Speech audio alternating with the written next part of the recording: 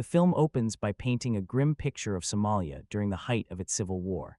Years of non-stop conflict have devastated the country, leaving thousands starving as famine spreads through the streets. In Mogadishu, powerful warlord Mohammed Farah aided tightens his grip on the city by hijacking incoming food aid and using starvation to control the population. After U.S. Marines finish delivering humanitarian supplies and pull out in April 1993, aided openly declares war on the remaining United Nations peacekeepers still stationed there. A few months later, in June, his militia escalates the violence even further after ambushing Pakistani troops, turning American soldiers into direct targets as well. Because of the growing chaos, the United States deploys some of its most elite military units in August of 1993, including Delta Force operators, Army Rangers, and the highly skilled 160th SOAR Aviation Regiment, with orders to capture Aidid and stabilize the region. By October 1993, the situation inside Mogadishu is more volatile than ever. A group of American soldiers flying overhead in a helicopter watches helpless civilians desperately fighting over sacks of food in the streets below. Suddenly, armed militia members begin firing at the aircraft from the crowded city blocks. The crew immediately radios the base asking for permission to retaliate, but command refuses the request and instead orders them to return immediately. The story then shifts to Bakara Market, a dangerous section of the city controlled almost entirely by Aidid's forces. Hidden nearby, an American surveillance operative carefully watches the movement of a key figure named Osman Ali Atto. The moment Atto leaves the area, the operative quietly alerts the rest of the team. Not long afterward, Atto's vehicle is intercepted on the road and American troops move in fast to arrest him. Surprisingly calm despite the situation, Atto offers no resistance and allows himself to be taken away. Back at the military base, General Garrison personally questions Atto about his relationship with Aidid and his role in supplying weapons to the militia. During the conversation, Garrison confidently assures him that capturing Aidid is only a matter of time. Outside the compound, another operation is already underway as soldiers climb aboard a Black Hawk helicopter piloted by Walcott and head out toward the city. Their mission is to retrieve the surveillance man stationed earlier in the market. Meanwhile, a young Ranger recruit named Todd Blackburn eagerly prepares for his first real combat mission. His excitement is obvious, though his inexperience also stands out. Later, he is temporarily assigned under the supervision of Sergeant Matt Eversman, a calm and responsible Ranger leader. That evening, the soldiers gather together for dinner, trying to enjoy a brief moment of peace before their next assignment. The atmosphere becomes lively as everyone relaxes in different ways, joking around and killing time. During a conversation with Eversman and a few others, the topic shifts to the ongoing war and the suffering surrounding them. Some of the men brush the situation off casually, but Eversman sees things differently. He speaks sincerely about the innocent civilians trapped in the conflict and explains that soldiers only really have two choices: either step in and try to help or sit back at home watching people die on television. The mood suddenly changes when one of the soldiers watching TV collapses and begins suffering a seizure. Panic spreads through the room as the others rush over to help him. The following morning, because the soldier can no longer participate in the operation, Eversman is reassigned to Ranger Chalk 4 to take his place. Elsewhere in Mogadishu, a nervous local man named Abdi cautiously keeps an eye on several individuals nearby. Back at the American base, officers gather the troops to explain the next mission. Intelligence has revealed the location of two high-ranking officials connected to Aidid, Omar Salad and Abdi Hassan Awale. Capturing them could deal a major blow to the militia. However, the raid will take place deep inside hostile territory, right in the heart of Aidid's stronghold, making the mission extremely risky from the start. After the briefing, Eversman overhears several soldiers discussing how dangerous the assignment could become. Though some sound uneasy, his close friend Smith notices Eversman's concern and reassures him. Around the same time, a desk officer named Grimes unexpectedly receives orders to join the field operation despite not usually serving in frontline combat. Soon afterward, Eversman gathers his team together, and everyone begins checking weapons, loading gear, and preparing for deployment. Across the city, Abdi discreetly marks his vehicle before driving toward the building where Aidid's top officials are secretly meeting. Once the Americans confirm the location and receive the go-ahead, the entire task force mobilizes. Unfortunately, the militia quickly learns that U.S. forces are entering the city. Local children spot the military convoy moving through the streets and immediately alert nearby fighters. Realizing trouble is coming, Abdi quickly abandons the meeting area, while militia members rush to organize resistance. Throughout the neighborhood, civilians begin setting tires on fire, filling the streets with smoke as a warning signal to others about the Americans' arrival. The moment the soldiers reach the target building, they move with speed and precision, storming inside before the militia can fully react. Their objective is simple: capture the two officials and get out fast. But as armed fighters pour into the area, heavy gunfire erupts from every direction. The Rangers return fire while Black Hawk helicopters hover overhead, lowering troops onto the streets below one by one. During the insertion, an enemy fighter suddenly launches an RPG directly at Eversman's helicopter. The pilot manages to dodge the rocket at the last second, but the violent maneuver throws everything off balance. Blackburn loses his grip on the rope while descending and crashes hard onto the street below, landing painfully on his back. Eversman immediately rushes to Blackburn's side and calls for assistance as more militia fighters continue swarming the area. Realizing the recruits' injuries are serious, Eversman orders Galentine to request a medical evacuation. But there's a major problem. The Humvees are unable to reach their position through the crowded and hostile streets. With enemy forces closing in and no vehicles available, the Rangers are left with only one option. Carrying Blackburn themselves, they begin moving him on foot toward the convoy, while the battle around them rapidly grows more intense. While Eversman's squad struggles to evacuate Blackburn, the rest of the Rangers successfully secure Aided's two officials inside the target building. With the prisoners captured, the operation appears to be moving according to plan. The soldiers regroup just as Eversman and his men arrive carrying the badly injured Blackburn. Without wasting any time, everyone piles into the convoy and begins heading back toward base, but the retreat quickly turns into chaos. As the Humvees and trucks move through Mogadishu's narrow streets, militia fighters open fire from rooftops, alleyways, and windows. The Rangers immediately return fire while trying to keep the convoy moving. During the exchange, Sergeant Pilla stands exposed behind a mounted .50 caliber machine gun, laying down suppressive fire to protect the others. Before anyone can react, he's struck and killed by enemy gunfire. Realizing the situation is deteriorating fast, Colonel Knight radios headquarters and reports that the convoy is taking serious fire. At almost the same moment, disaster strikes from the air. Black Hawk Super 6-1, piloted by Walcott, is hit directly by an RPG. The helicopter spirals out of control before crashing violently into the city streets below. Walcott and his co-pilot are killed instantly, while several crew members survive with severe injuries. Inside the wreckage, chaos erupts. One of the survivors, Bush, manages to crawl out of the destroyed helicopter despite the confusion and smoke surrounding the crash.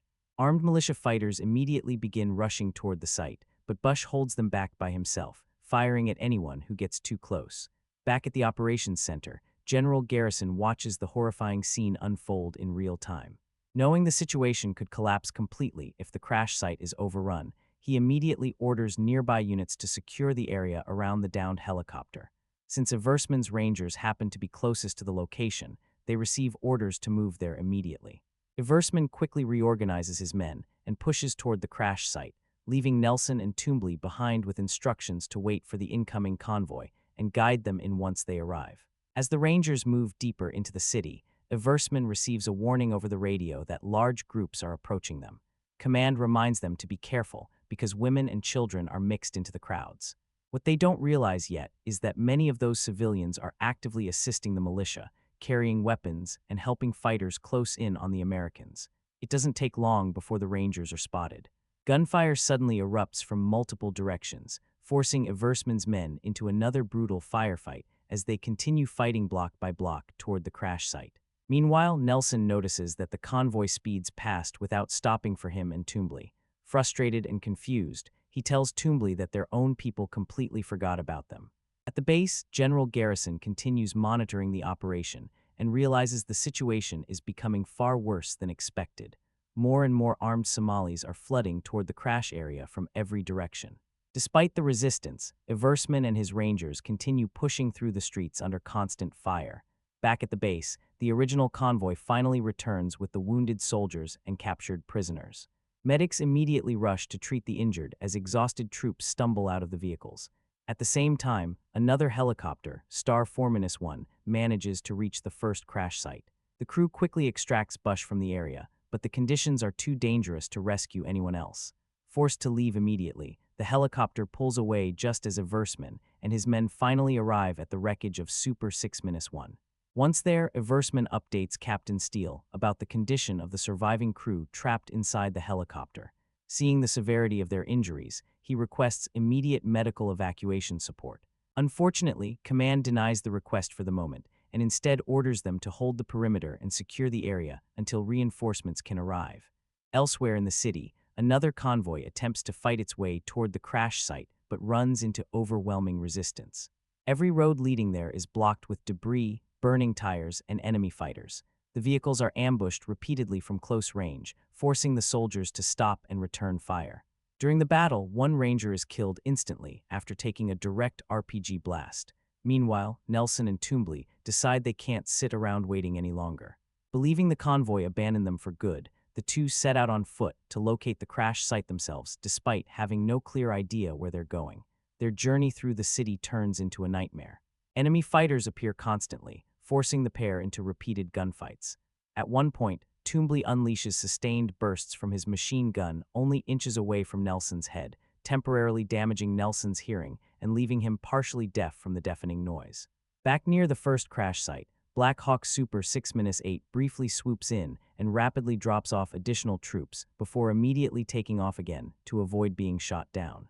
The medics examining the wounded crew inside Super 6-1 soon realize how serious the injuries truly are. Moving the survivors too early without proper treatment could easily kill them, leaving the Rangers trapped in an increasingly desperate situation. Then the disaster grows even worse. Another helicopter, Super 6-4 piloted by Durant, is ordered toward the area. Before it can even stabilize, an RPG slams into the aircraft. The Black Hawk loses control and crashes into another part of the city, creating a second crash site. Watching from above, Delta snipers Gary Gordon and Randy Shewart immediately request permission to be inserted near Durant's crash to protect the crew. Command initially refuses, unwilling to risk losing another helicopter in such a dangerous area. As reports continue pouring in, General Garrison realizes the battle is spreading out of control. He orders Strucker's unit to redirect toward the second crash site in hopes of reaching Durant before the militia does. Back at the first crash perimeter, Captain Steele and Sergeant Sanderson's men are slowly being surrounded. Enemy fighters pin them down from nearby buildings and alleyways. Tired of waiting, Sanderson suddenly breaks cover without asking permission and eliminates the gunmen firing at them from a nearby structure. After clearing the threat, the soldiers quickly move into the building for temporary cover. Inside, Captain Steele angrily confronts Sanderson for acting on his own, but Sanderson argues that his men are still capable of moving toward the second crash site if they're given additional support.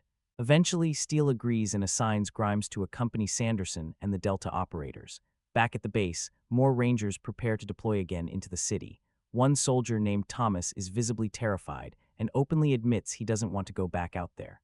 But Strucker encourages him, reminding him that the others still need help. Gathering his courage, Thomas finally rejoins the squad as they head back into the battle. Elsewhere, Nelson and Toombley continue wandering through Mogadishu trying to locate the crash site. During the confusion, they nearly shoot one of their own teammates, Urek, when he suddenly runs across the street in front of them. Realizing who he is at the last second, they stop firing and reunite with him. The three soldiers then continue navigating the dangerous streets together in search of the crash location. Meanwhile, throughout the city, larger and larger crowds begin moving toward the wreckage of Super 6-4. Above the city, Gary Gordon and Randy Shewart continue desperately requesting permission to be deployed near the second crash site. They fully understand how hopeless the situation looks, but they refuse to back down. After confirming multiple times that both men are aware of the risks, General Garrison finally turns to Colonel Harrell for the final decision. Reluctantly, the approval is given. At the same time, Colonel Manight's convoy is fighting for survival in the streets of Mogadishu. Enemy fire pours in from every direction as militia fighters attack relentlessly from rooftops and alleyways.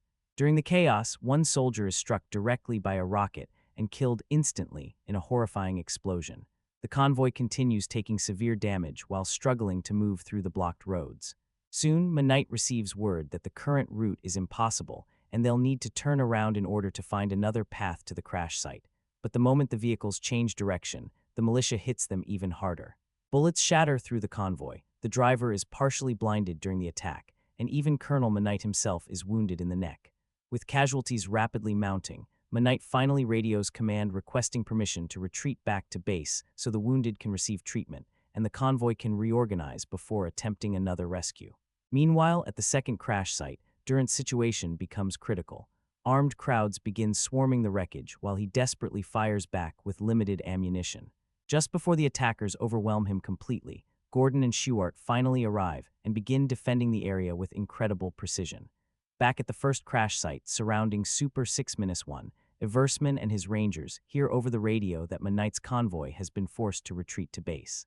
The news hits hard, but Eversman keeps his composure. He reminds the exhausted soldiers around him that their mission hasn't changed. They still need to hold the perimeter until reinforcements arrive. Even with bullets flying around them, he tries to keep morale alive by assuring everyone they'll make it home.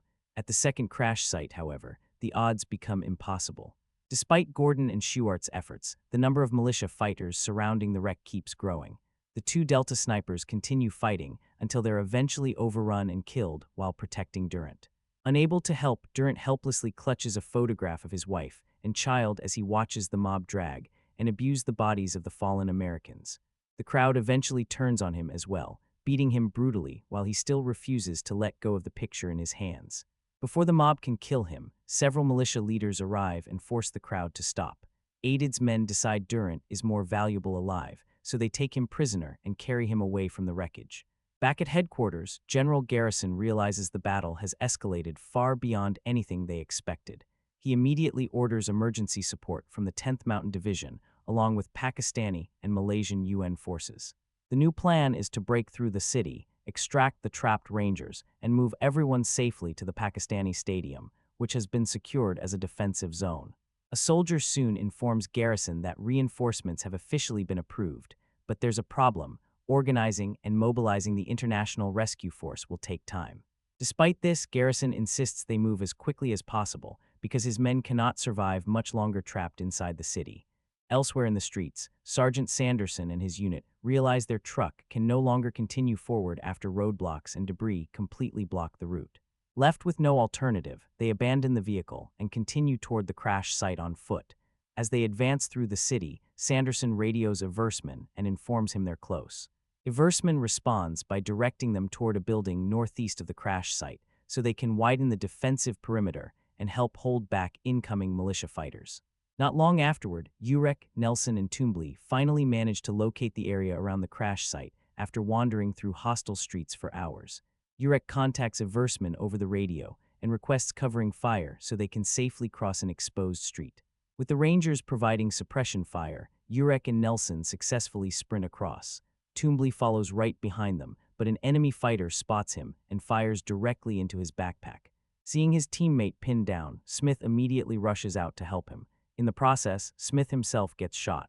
The Rangers quickly drag Smith to safety while medics attempt to stabilize him.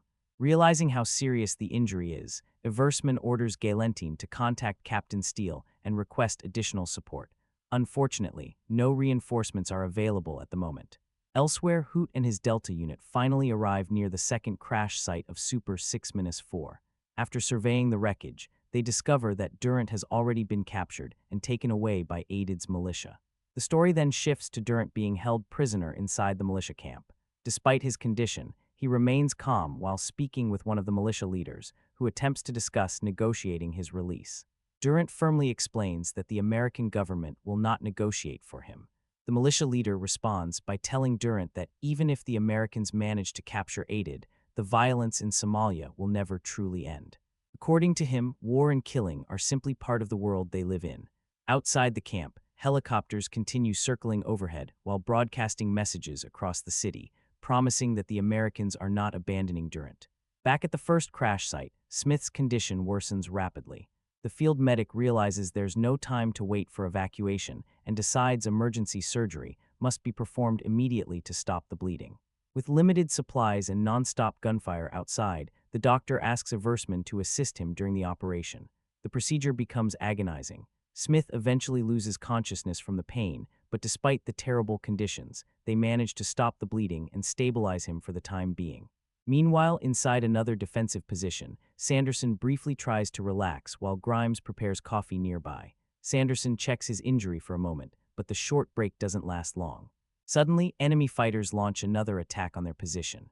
The gunfire immediately alerts Eversman's rangers nearby, and both groups begin returning fire. Just when the militia starts pressing forward, Hoot and his Delta operators manage to circle behind the attackers unnoticed and eliminate them from the rear, breaking up the assault. At the Pakistani stadium, Colonel Knight finally arrives and is greeted by another soldier, who assures him that the combined forces of the 10th Mountain Division and the United Nations troops are large enough to launch a rescue operation and bring the trapped Americans out of the city. Soon after receiving confirmation that reinforcements are finally organized, the rescue force begins moving back toward the center of Mogadishu. Tanks, armored vehicles, and UN troops roll into the dangerous combat zone as the trapped Rangers continue holding their positions around the crash site. Back near the wreckage of Super 6-1, the situation inside the defensive perimeter grows quieter for a moment, but only because exhaustion has taken over. Despite the medics' desperate efforts to save him, Smith's condition becomes too severe. Before dying, he quietly asks Eversman to tell his parents that he fought bravely. It's a heartbreaking moment that hits Eversman hard, especially after everything they've survived together. Later, Hoot notices Eversman sitting silently, overwhelmed by the losses piling up around them. Trying to pull him back into focus, Hoot reminds him that the men still alive are what matter right now. According to Hoot, there will be time later to think about the dead. First, they need to survive long enough to get everyone else home. Almost immediately after that conversation, the sound of helicopters echoes overhead once again. The militia launches another heavy assault on the crash site, forcing the Rangers back into intense combat. Above them, helicopter Barber 5-2 circles the battlefield preparing for an airstrike. But from the air, the situation below looks completely chaotic. Fighters and soldiers are mixed too closely together, making it difficult for the crew to identify enemy positions. To help guide the helicopter, Eversman grabs a strobe light and throws it toward the enemy lines as a marker. Unfortunately, it lands short and fails to reach the correct position. Realizing the mistake, Eversman risks his life by climbing toward a rooftop, while Hoot and the others provide covering fire against the militia. Under non-stop gunfire, Eversman finally manages to place the flashing strobe where the helicopter crew can clearly see it. Seconds later, Barber 5-2 unleashes a devastating barrage of bullets onto the enemy positions. The attack temporarily pushes the militia back, though the helicopter soon pulls away after running low on ammunition. Not long afterward, the long-awaited ground reinforcements finally begin arriving at the crash site. Soldiers immediately rush to evacuate the wounded, while others strengthen the perimeter around the wreckage. Captain Steele informs Eversman that even more backup is approaching, so the Rangers continue holding their positions despite being nearly out of ammunition. Just as the defenders begin reaching their limit, the remainder of Knight's convoy finally breaks through to the crash site. Exhausted but relieved, Colonel Knight personally greets Eversman as the rescue operation moves into full swing. The soldiers quickly begin loading injured men into vehicles, while others work to recover the bodies of the fallen crew members trapped inside Super 6-1. Once the immediate fighting slows down, the leaders from the different units gather together to plan their escape route out of the city. Meanwhile, Colonel Knight radios headquarters and explains that removing the remaining bodies from the helicopter cockpit is taking longer than expected. General Garrison responds firmly, ordering him to bring everyone out no matter how difficult it becomes. Nobody is to be left behind. As the night slowly fades and sunrise begins appearing over Mogadishu, the recovery operation is finally completed. But another problem quickly becomes clear. There aren't enough vehicles for everyone. With every truck already overloaded by wounded soldiers and rescued personnel, Eversman, Sanderson, Hoot, and several others are forced to continue the evacuation on foot. Using the convoy as moving cover, they begin running through the streets while enemy fighters continue chasing and shooting at them. The retreat becomes brutal. Completely exhausted after hours of non-stop combat, many of the Rangers struggle to keep moving. Some collapse from fatigue while others help pull their teammates back onto their feet. Even while retreating under fire, the soldiers refuse to abandon each other. Eventually, after what feels like an endless run through the city, they finally begin approaching the safe zone near the Pakistani stadium. Civilians and children run alongside them as crowds gather and cheer for the surviving soldiers returning from the battle. Inside the stadium, medics immediately begin treating the wounded, while the bodies of the dead are respectfully handled nearby. Colonel Knight receives treatment for his injuries. Sanderson quietly shares tea with Grimes after the nightmare they endured together, and Captain Steele checks on the surviving members of his unit. Later, Eversman sits down with Hoot, and the two reflect on the purpose of their mission and the sacrifices made during the operation. Despite everything that happened, they both understand why soldiers continue doing the job. In another emotional moment, Eversman keeps his promise to Smith by speaking to him one final time in silence, assuring his fallen friend that he'll tell Smith's parents how courageously he fought. The film closes with a final narration explaining the aftermath of the mission.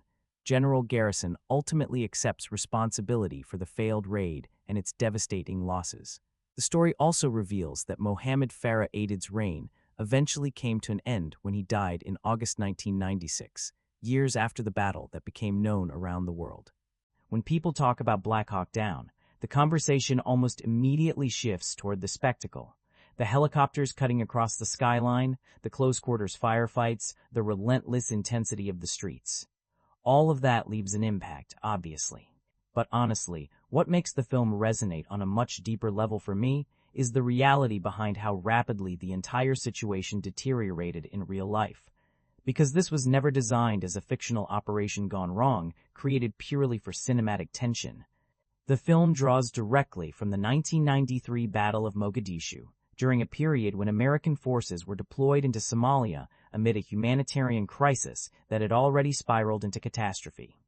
The country was collapsing under civil war, famine, militia conflict, and institutional breakdown.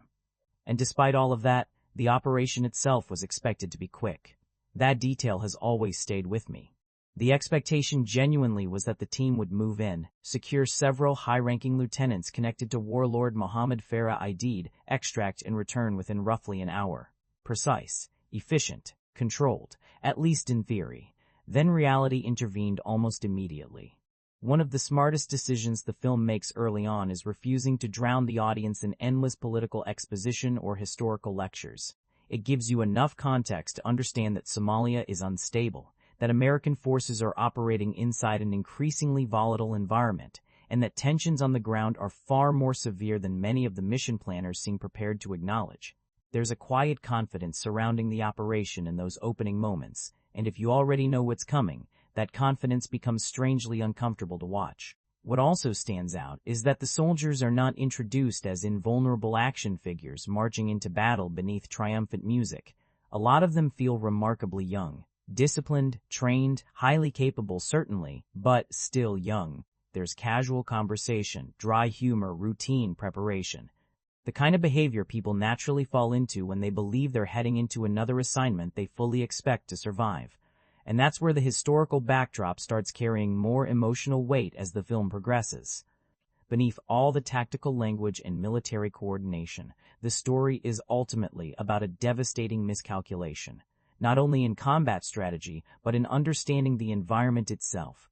American forces underestimated how quickly Somali militias could mobilize, how dangerous the urban landscape would become, and how nearly impossible extraction would be once those Black Hawk helicopters started falling from the sky.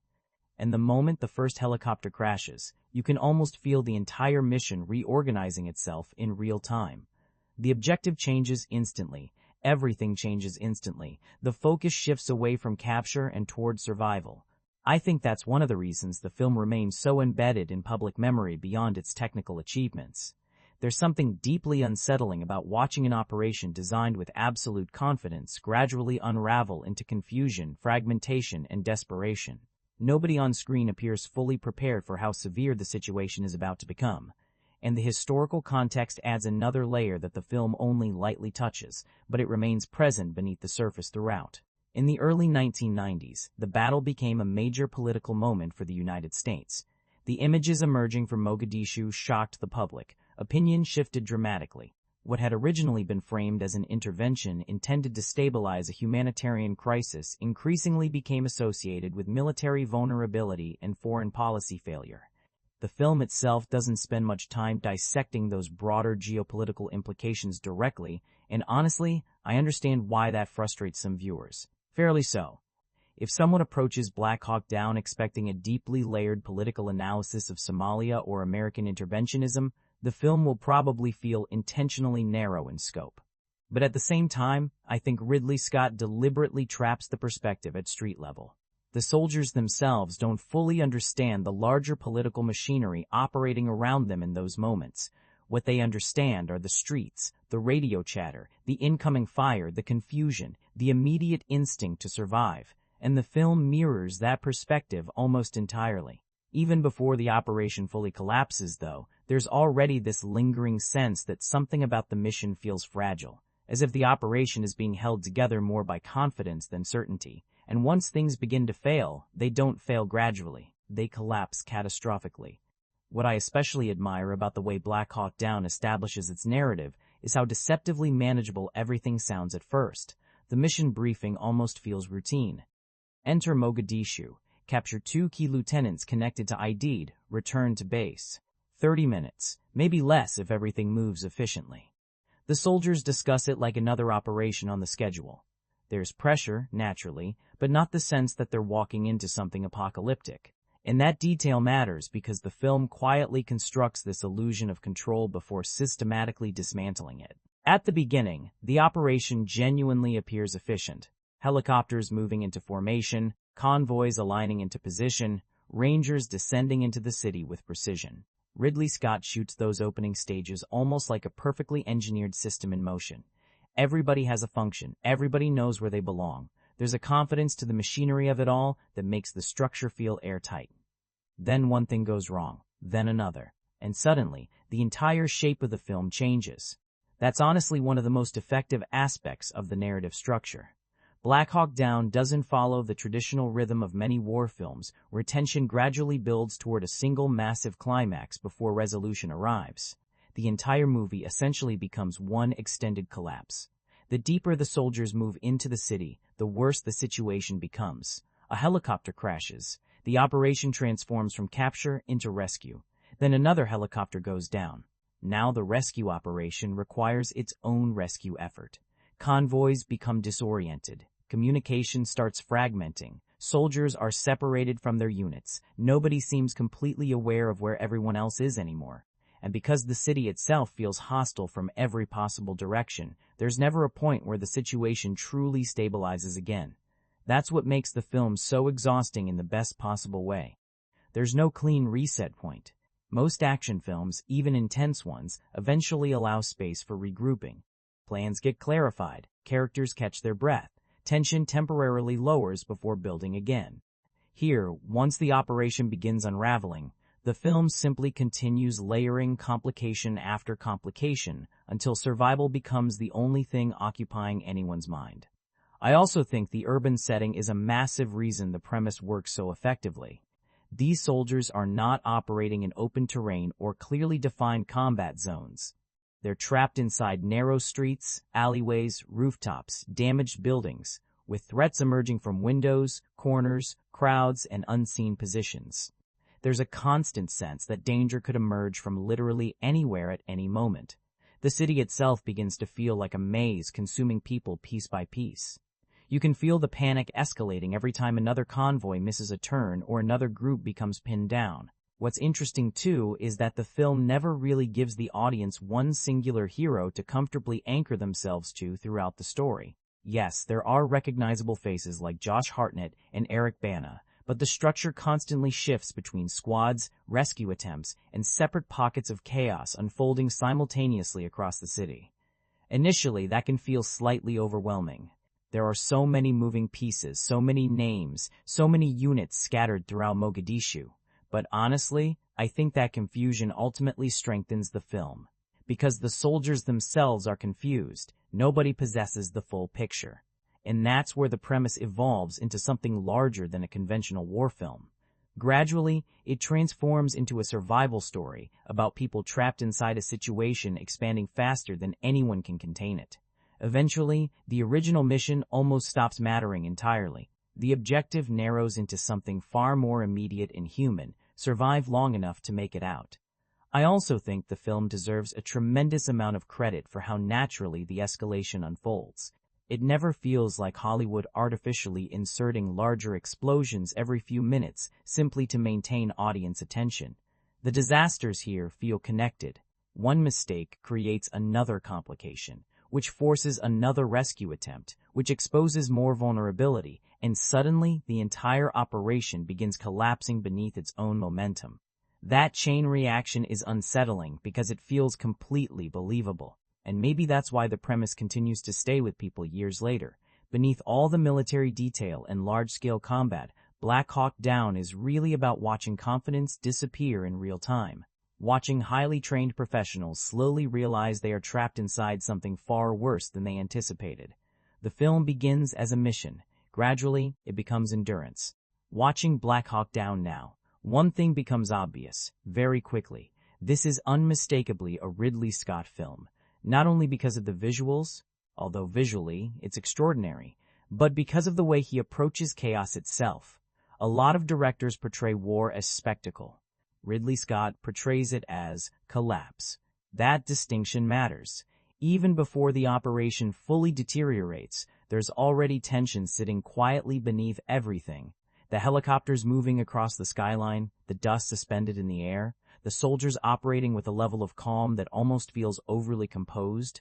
Scott carefully builds an atmosphere where you instinctively sense something catastrophic waiting just beyond the frame, even if the characters themselves haven't fully recognized it yet. And once the situation explodes, he commits completely. What I genuinely admire most about his direction here is that he never tries to make the battlefield feel glamorous. Intense? Absolutely. Adrenaline-driven? Without question. But never glamorous. The combat in this film feels exhausting, unstable, and deeply disorienting. People shout over each other. Radio communication constantly fragments. Soldiers miss shots. Vehicles become trapped. Plans lose relevance almost immediately. At times, the film feels less like a traditional war drama and more like being dropped into a nightmare that refuses to release its grip. Scott's visual language is a huge reason that approach works so effectively. The handheld camera movement throughout the combat sequences gives everything this unstable momentum, almost like the film itself is struggling to remain upright alongside the soldiers. Sometimes the camera races through narrow streets with the Rangers, then abruptly pivots toward incoming fire or an explosion occurring somewhere just outside the frame. It creates this constant feeling that danger can emerge from literally anywhere. What's especially impressive is that even when the film becomes overwhelmingly chaotic, Scott somehow maintains enough geographical clarity that the audience never completely loses track of the situation. And honestly, that's much more difficult than it sounds. There are helicopters overhead, convoys weaving through the city, scattered squads separated across multiple locations, civilians flooding the streets, militia fighters moving through alleyways and rooftops. And yet, for most of the film, you still understand the desperation of what's unfolding. That level of control behind the camera is remarkable. Visually, the film also carries this scorched, suffocating texture. The yellow-green color palette makes the city feel overheated and unhealthy, almost as if the environment itself is rejecting everyone trapped inside it. Dust clouds constantly reduce visibility. Smoke drifts endlessly through the streets. Even scenes taking place in broad daylight somehow feel oppressive. Ridley Scott has always been deeply obsessed with atmosphere. You can see traces of that in Blade Runner, in Alien, even in Gladiator. But Black Hawk Down may be one of the purest examples of him using atmosphere to physically affect the audience, because eventually the film becomes exhausting by design. And I don't mean that negatively. You begin feeling worn down in the same way the soldiers do. There's barely any emotional reset. Scott doesn't stop every 20 minutes for an inspirational speech or a carefully constructed sentimental sequence designed to recharge the audience. The film simply keeps moving forward. Gunfire, confusion, panic, another crash, another rescue attempt, more casualties, more noise, more pressure. It becomes relentless. Honestly, there were moments where I found myself mentally exhausted while watching it, and I think that's exactly the response Scott intended. He's not interested in delivering a comfortable war film experience. He wants the audience overwhelmed.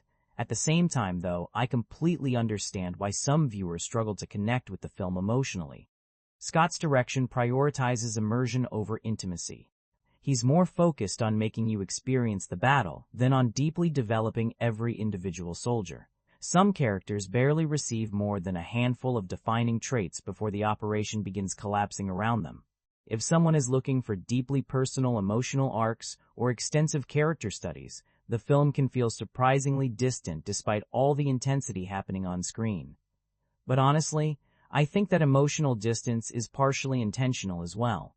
The soldiers gradually become consumed by the machinery of war itself.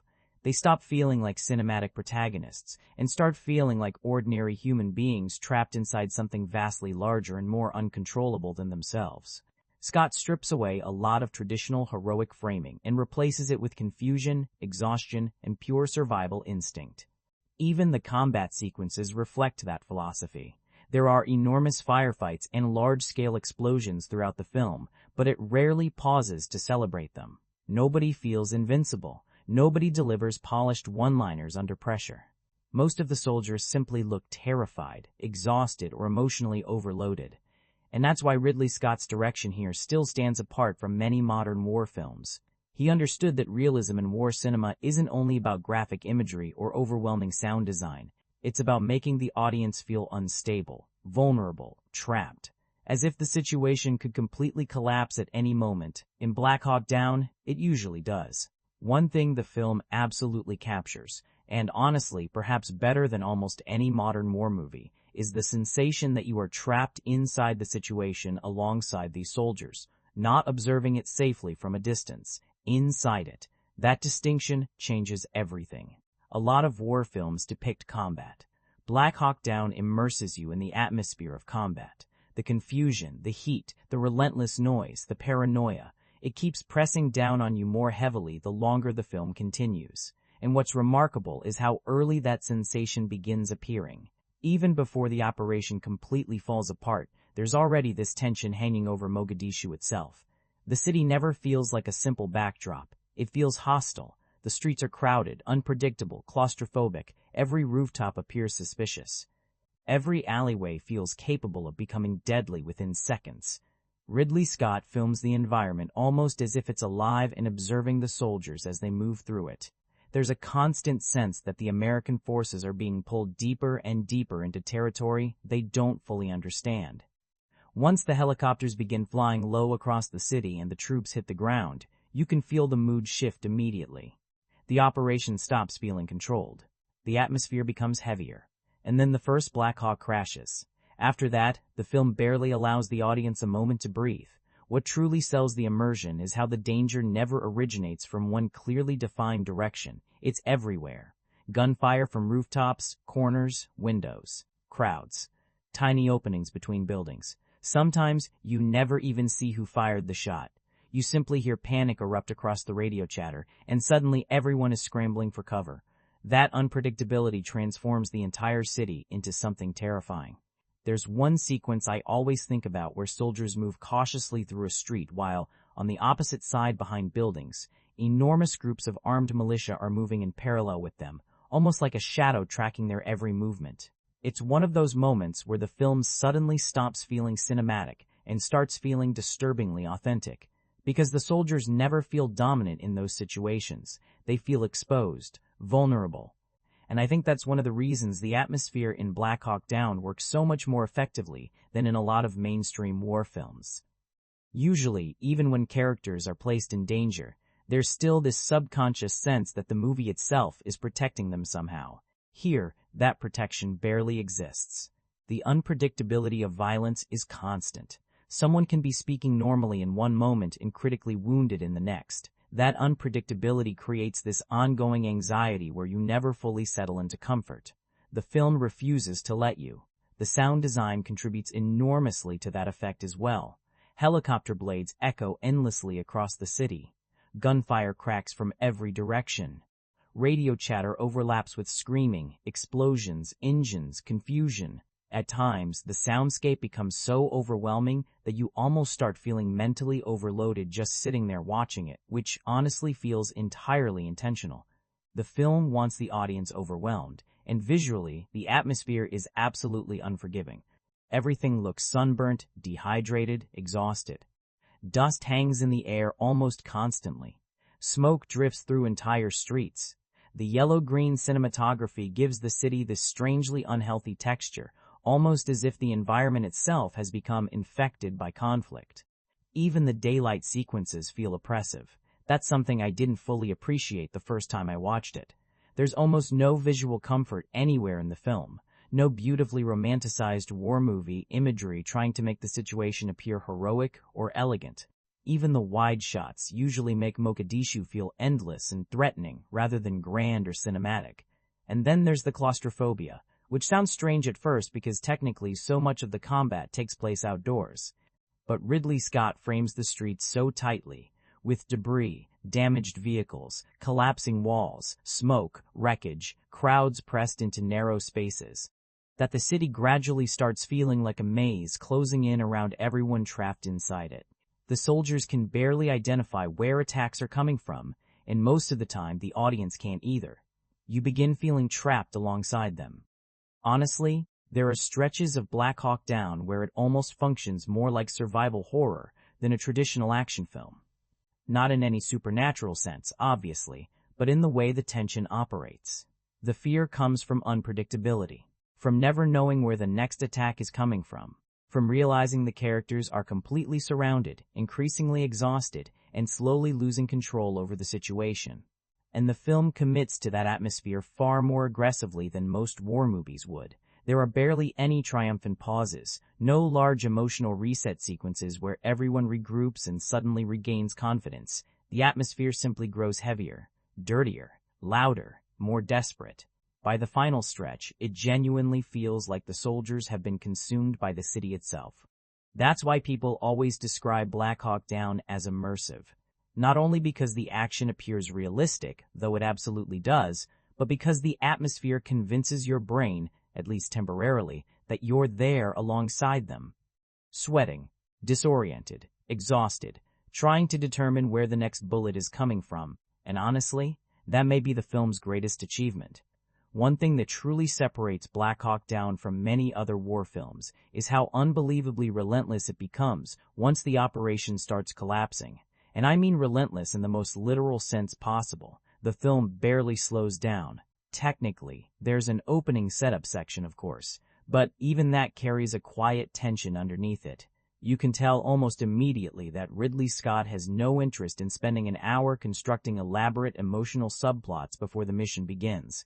He gives you enough information to understand the soldiers, enough to understand the assignment, and then suddenly, the film drops into chaos and refuses to climb back out.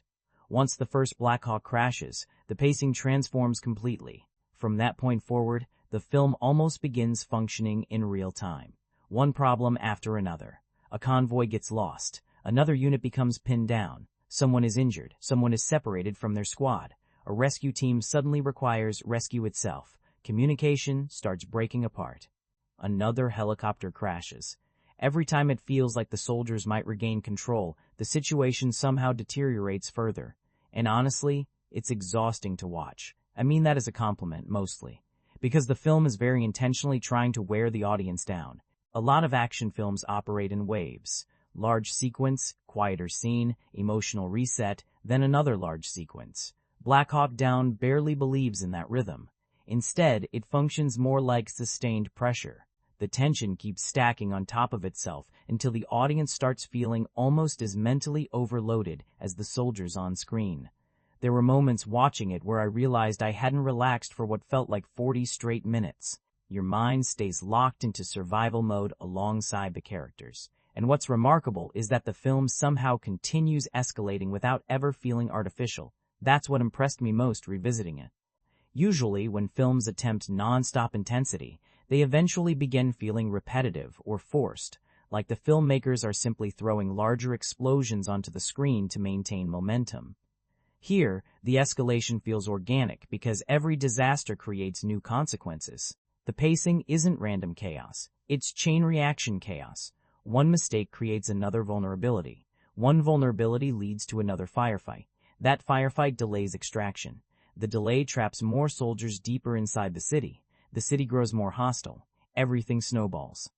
That structure keeps the film engaging even when the combat becomes overwhelming, because there's always this sense that the situation is evolving in increasingly dangerous ways.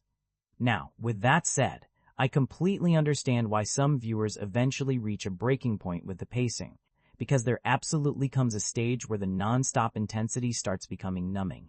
The gunfire rarely stops. Explosions become constant background texture. Characters barely have time to process one crisis before another emerges. For some viewers, that creates immersion. For others, it creates fatigue. Honestly, both reactions are completely valid. There's definitely a version of this film with more breathing room that probably would have connected emotionally with a broader audience. More quiet reflection. More pauses to sit with the consequences of what's happening. More moments of stillness between the chaos. But at the same time, I also think slowing the film down too much would have weakened what Ridley Scott was trying to accomplish, because the pacing itself becomes part of the film's psychology. The soldiers don't receive breaks, so the audience doesn't really receive breaks either. Eventually, the exhaustion begins feeling shared. By the final stretch, the movie almost stops functioning as entertainment in the traditional sense. You're no longer watching and thinking, "That's an impressive action sequence." You're watching and wondering, how are these people still functioning at all? And that's where the pacing becomes strangely powerful. The film transforms combat into attrition. Physical attrition, mental attrition, emotional attrition. You can feel the energy draining out of the soldiers as the hours continue dragging forward. Everyone looks dehydrated, disoriented, exhausted. Decision-making becomes messier. Movement slows down. Even the audience starts feeling trapped inside the cycle alongside them. What's interesting, too, is that the film rarely relies on traditional suspense mechanics. It doesn't constantly tease danger only to safely pull back at the last second. People are hit suddenly.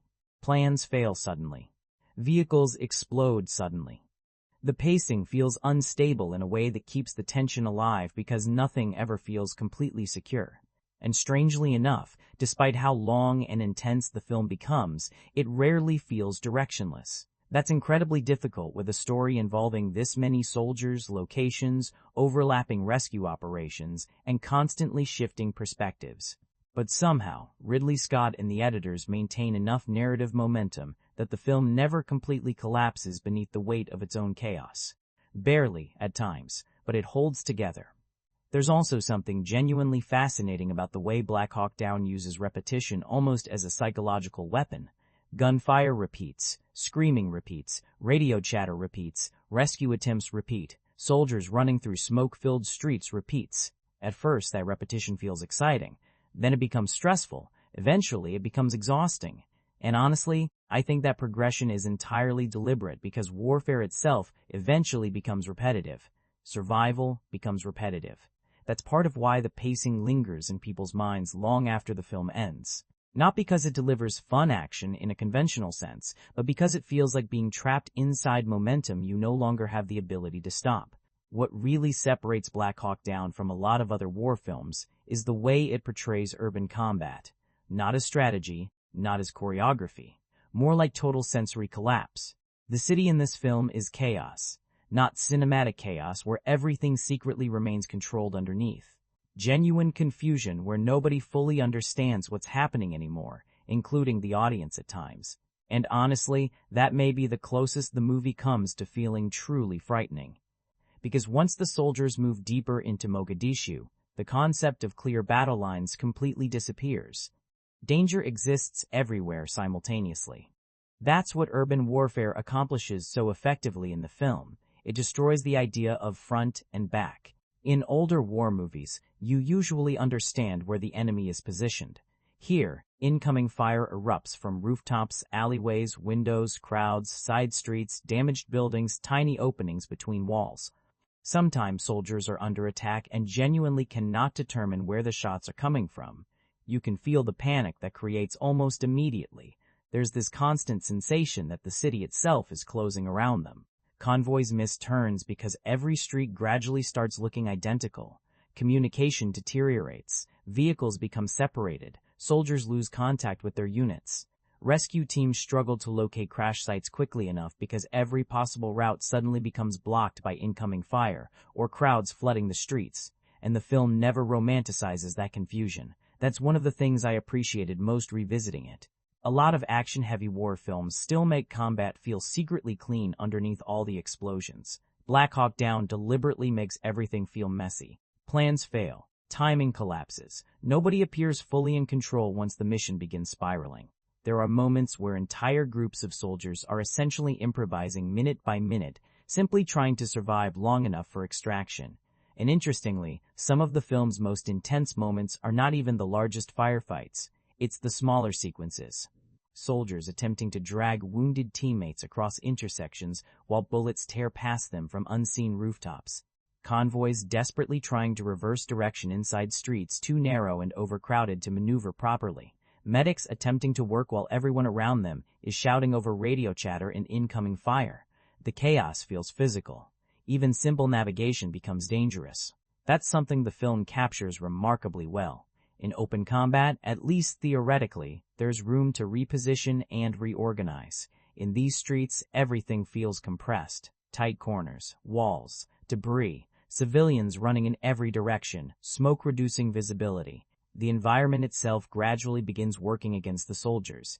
And the helicopters, honestly, they're one of the smartest structural elements in the entire film. At first, they represent complete military superiority. Powerful, controlled, untouchable. Then suddenly, the Somali militia discovers how vulnerable they actually are. Once those Blackhawks begin taking damage, the entire battlefield dynamic changes instantly. That shift is incredibly important because it strips away the illusion of dominance almost immediately. The American forces stop feeling invincible. Now they're stranded. Now they're isolated. Now the city belongs to the people surrounding them, and Ridley Scott leans heavily into that feeling. There are stretches where the soldiers appear completely swallowed by Mogadishu. Small groups trapped inside buildings while wave after wave of militia movement spreads through the streets outside.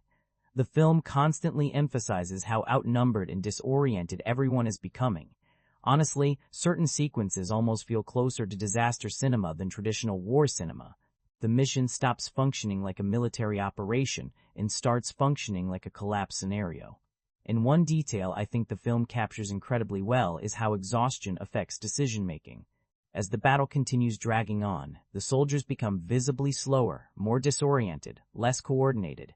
Directions are misunderstood. Units miss each other by streets or minutes. Information becomes unreliable because nobody possesses a complete understanding of the situation anymore. That loss of clarity becomes part of the tension. You're never entirely certain who is safe, who remains trapped, who has already been reached, or whether a convoy is even moving in the correct direction. The battlefield begins feeling fragmented into isolated pockets of survival, all unfolding simultaneously. And yes, sometimes that confusion can absolutely make the film difficult to follow.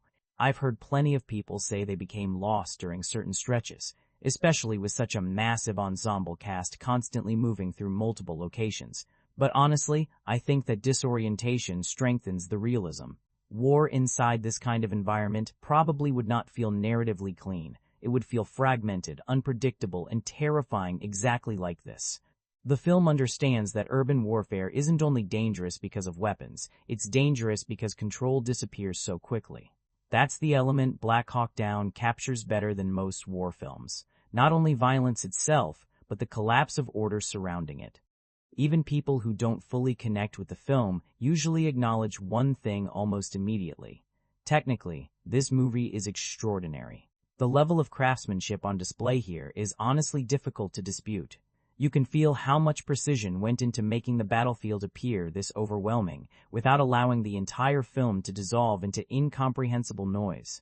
And with this many moving pieces, that could have happened very easily. The editing alone deserves enormous credit.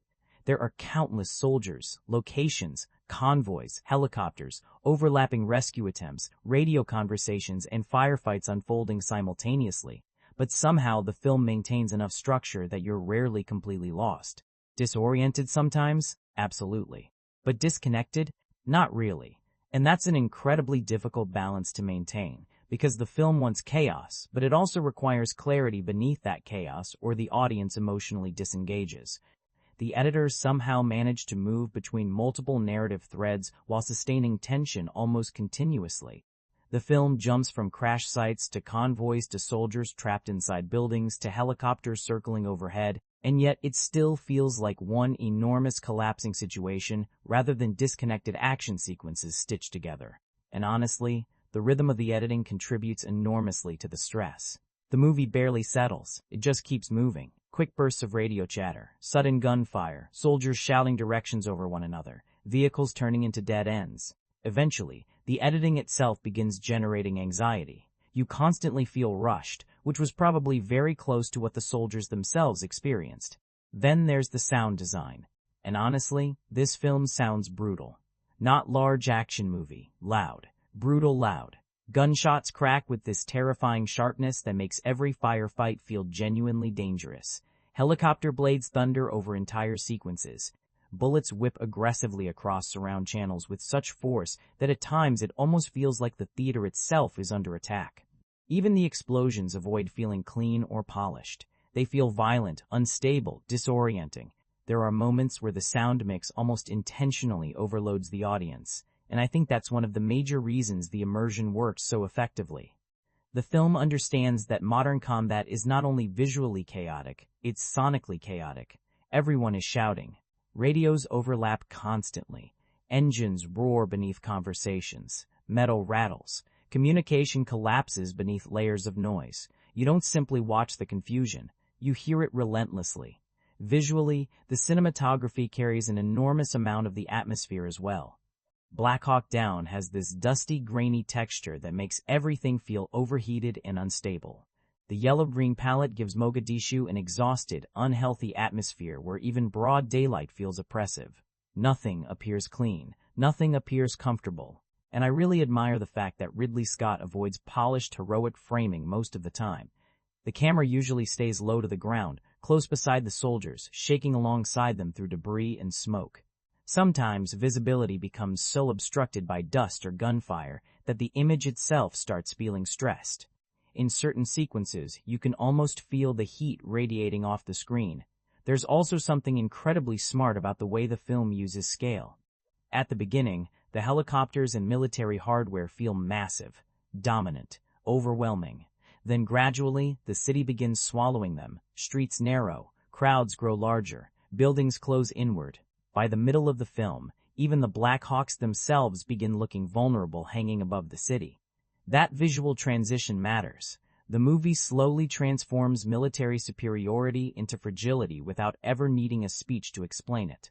And honestly, the effects work deserves a tremendous amount of praise too, because much of the CGI still holds up remarkably well. Part of the reason is that Scott never uses effects simply to showcase technology. The visual effects exist to support immersion. Helicopter crashes, distant detonations, city extensions, they blend naturally into the environment instead of demanding attention. Some of the strongest technical moments in the film are actually the subtle ones. A radio transmission cutting out at exactly the wrong moment. A soldier disappearing behind smoke. The camera briefly losing track of someone in the middle of incoming fire. A helicopter spotlight sweeping across buildings at night. Small details like that make the world feel unstable and alive. What's especially impressive is that despite how technically sophisticated the filmmaking is, it rarely feels self-conscious or overly performative. You can tell an extraordinary amount of work went into every department, but the craftsmanship remains hidden inside the experience itself.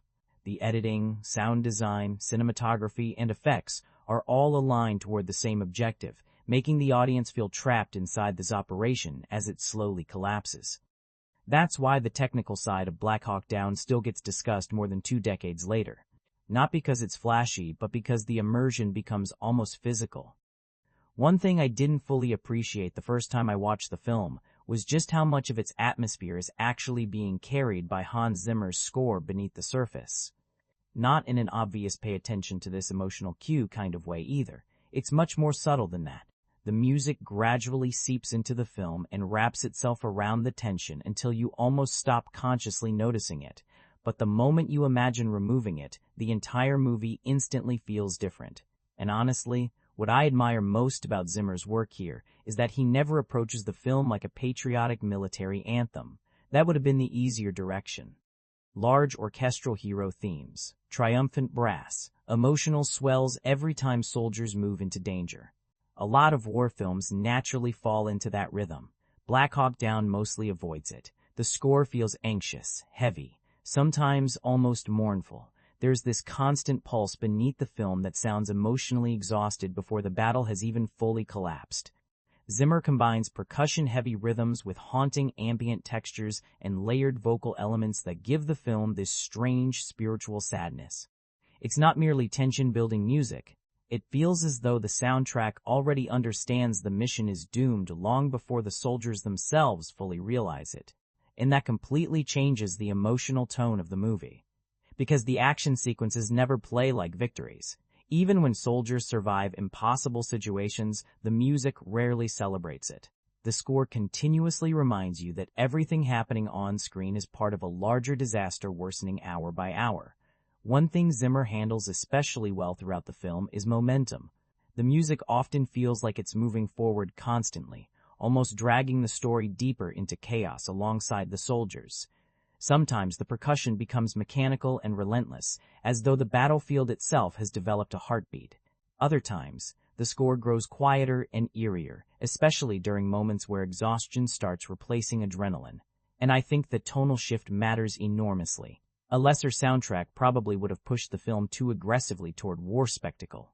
Zimmer instead keeps pulling it back toward dread. Even the quieter musical passages carry emotional weight that makes the film feel tragic more than triumphant. What's interesting, too, is how seamlessly the score blends into the sound design rather than overpowering it. There are stretches where helicopter blades, distant gunfire, radio chatter, screaming, and Zimmer's compositions all begin merging into one overwhelming wall of pressure. After a while, you stop separating the music from the battlefield noise. It all becomes part of the same emotional experience. And that's incredibly difficult to accomplish. A lot of action films use music almost like emotional instructions. Feel excitement now. Feel sadness now. Here, the score feels woven directly into the environment itself. It becomes part of the atmosphere. Honestly, some of the most effective musical moments in the film are the restrained ones. The score occasionally pulls back just enough to allow the exhaustion to settle into the silence. Soldiers sitting in shock, brief pauses between firefights, helicopters circling through smoke-covered night skies. Zimmer gives those moments this haunting emptiness that lingers longer than some of the explosions do. Now, to be fair, I do understand one criticism people occasionally bring up. Parts of the soundtrack are unmistakably recognizably Hans Zimmer. If you've listened to enough of his work, especially from that era, you can hear familiar percussion patterns and emotional textures.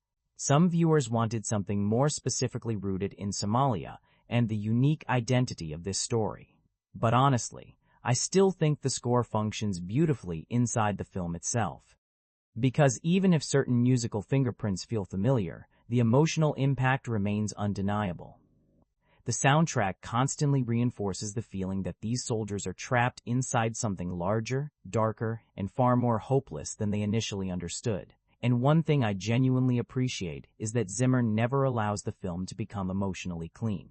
Even during sequences that could have shifted into something inspirational or overtly heroic, there's usually sadness buried beneath the music. Fatigue, fear, loss. The score understands that survival in this film is not really victory, it's endurance.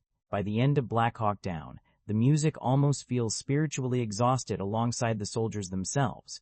And honestly, that's probably exactly what it was designed to feel like. One of the reasons Black Hawk Down continues affecting audiences so strongly is because the violence never feels designed purely for entertainment.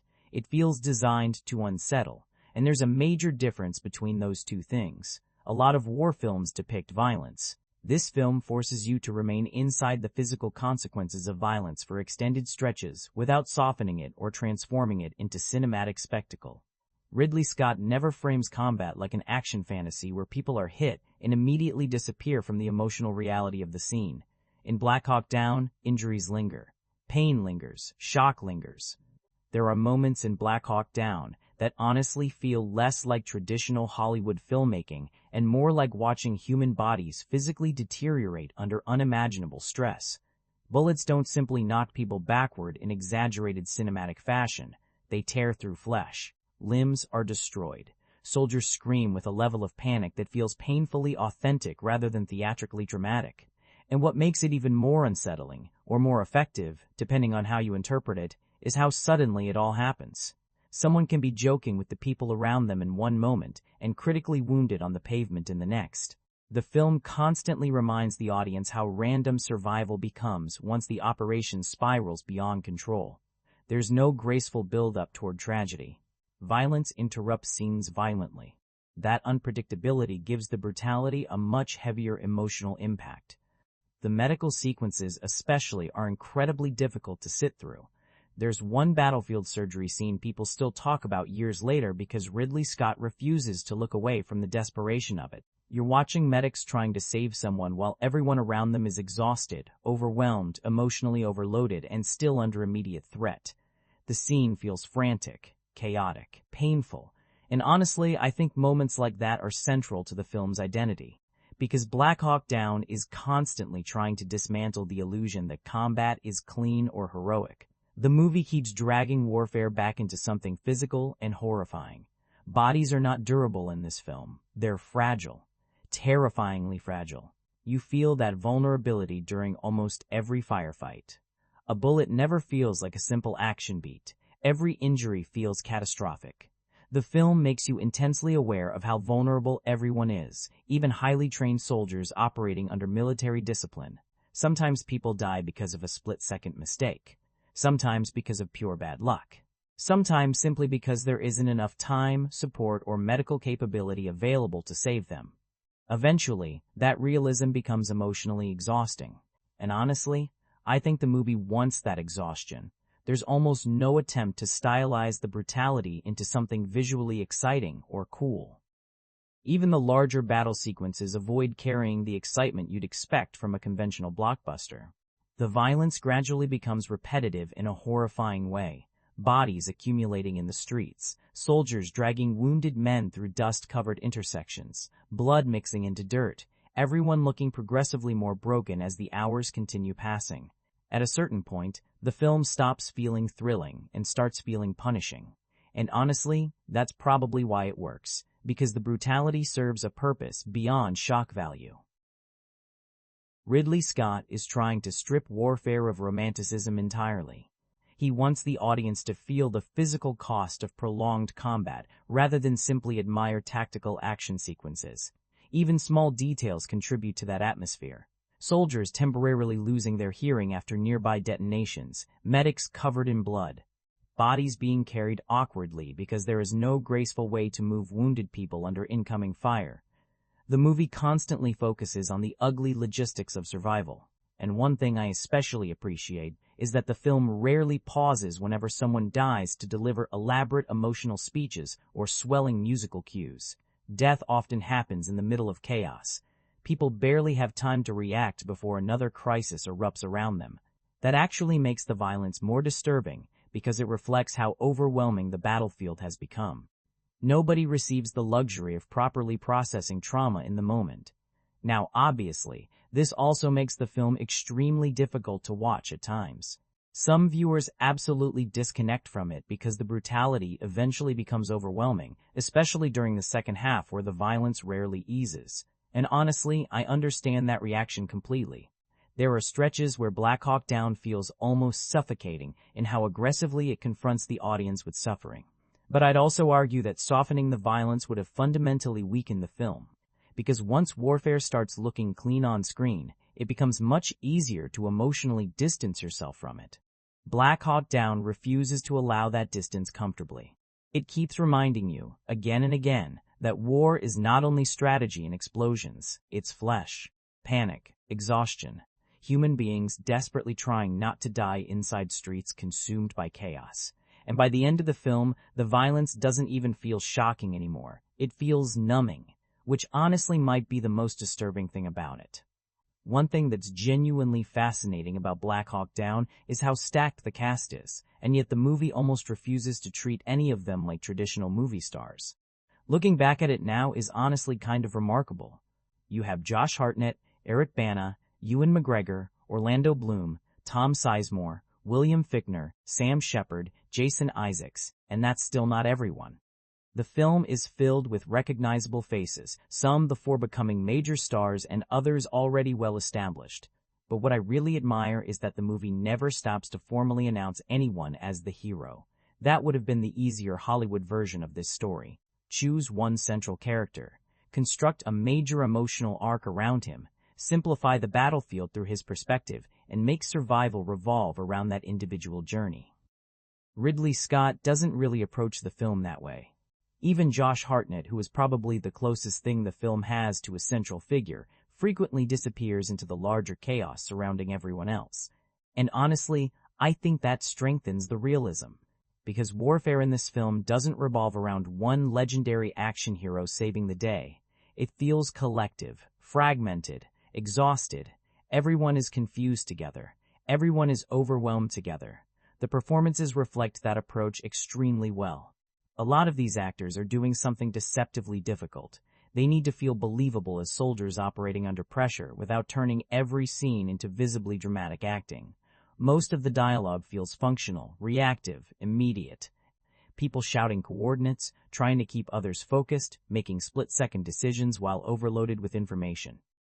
Because of that, the film ends up feeling less performed than many other war dramas. Bana is probably the standout performance for me personally. There's a calmness to his presence that cuts directly through the panic surrounding him. He never overplays toughness. He simply feels experienced, grounded, like someone who is already emotionally adapted to functioning inside chaos.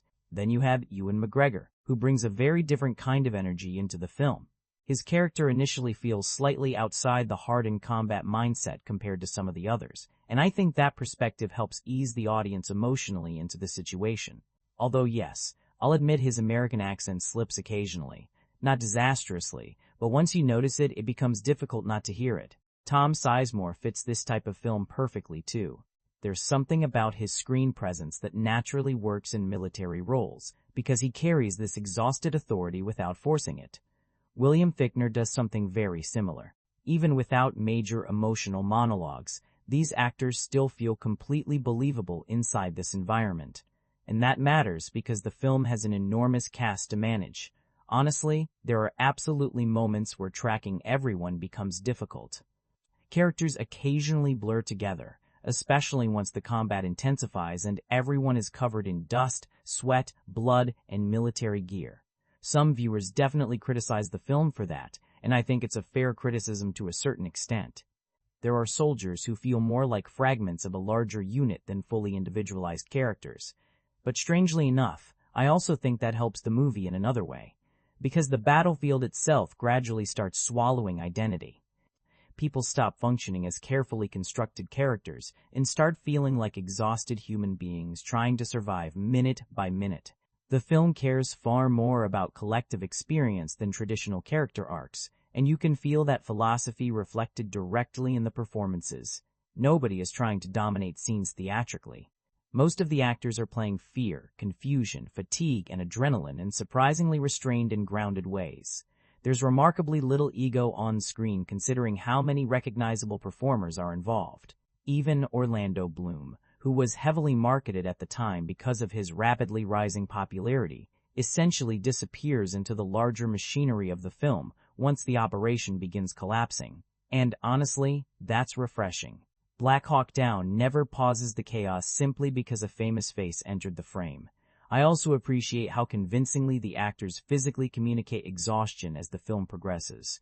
By the second half, everyone looks depleted, voices become rougher, movement slows down, reactions turn more frantic or emotionally numb. You can feel the psychological wear building across the entire ensemble rather than through isolated dramatic scenes. That's where the cast really starts functioning as one cohesive unit. The movie isn't asking these actors to deliver enormous award-style emotional monologues. It's asking them to make panic feel believable, to make military camaraderie feel natural, to make confusion feel authentic, and for the most part, they absolutely accomplish that. Now, would the film have landed harder emotionally if a few characters had been developed more deeply? Honestly, probably yes. There are definitely moments where the sheer size of the ensemble creates emotional distance because the audience simply cannot attach themselves equally to every individual on screen. But at the same time, I also think the film intentionally sacrifices intimacy in order to preserve realism and scale. War here is not being filtered through one carefully constructed cinematic hero. It's being experienced through an entire collapsing network of soldiers, desperately trying to hold themselves together while everything around them falls apart. One of the biggest discussions surrounding Black Hawk Down has always been the characterization. Some viewers become deeply invested in the soldiers. Others finish the movie feeling emotionally disconnected from almost everyone except maybe one or two recognizable faces. And honestly, I understand both reactions, because the film approaches characterization very differently from most war dramas. Ridley Scott is not really trying to construct long, deeply layered emotional arcs, where every soldier receives an extensive backstory, dramatic payoff, and perfectly defined emotional moment. Instead, the movie gives you fragments. A brief conversation before deployment, a nervous joke, a family photograph, someone pretending to stay calm while anxiety quietly sits underneath the surface. Then the operation begins, and the movie almost immediately stops slowing down long enough for traditional character development. At first, that can absolutely feel frustrating, especially during a first viewing. You're introduced to Rangers, Delta Force operators, pilots, medics, commanders, and the cast is enormous. Then once the battle begins, everyone is covered in dust, sweat, blood, and military gear while the film rapidly cuts between multiple groups scattered across Mogadishu. There are definitely moments where people blur together.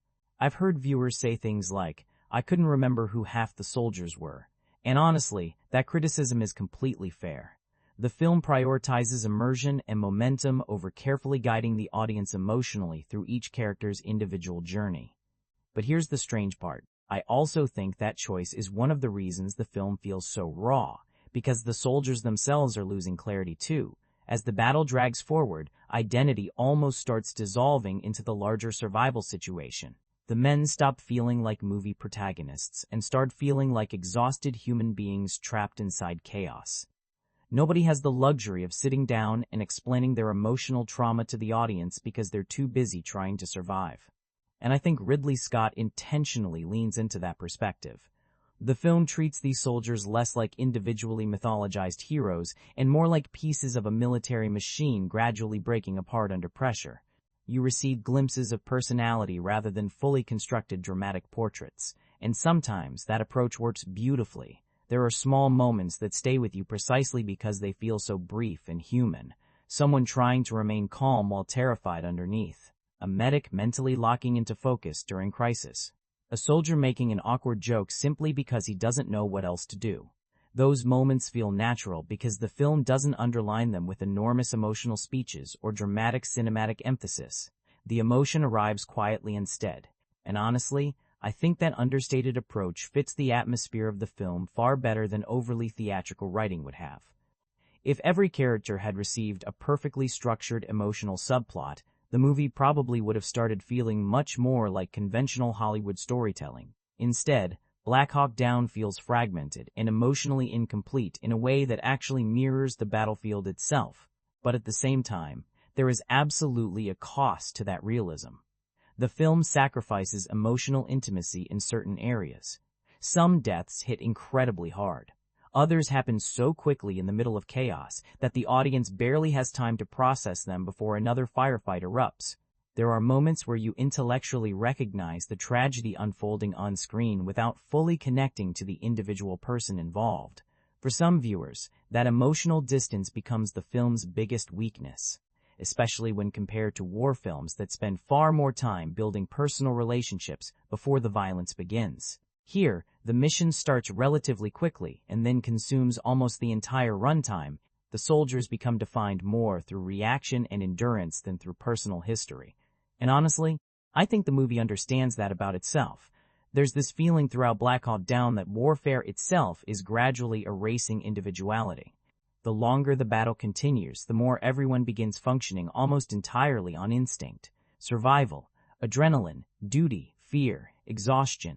The film becomes less interested in who these people are and more interested in what prolonged combat does to human beings. That's why the emotional connection in the movie feels very different from traditional war dramas.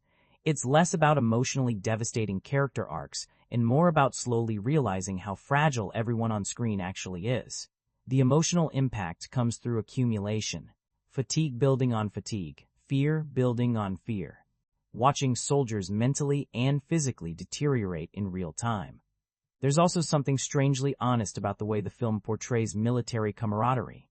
The relationships never feel excessively sentimental. Most of the bonding happens through behavior rather than dialogue, covering each other under fire, remaining focused under pressure, running back into danger for wounded men.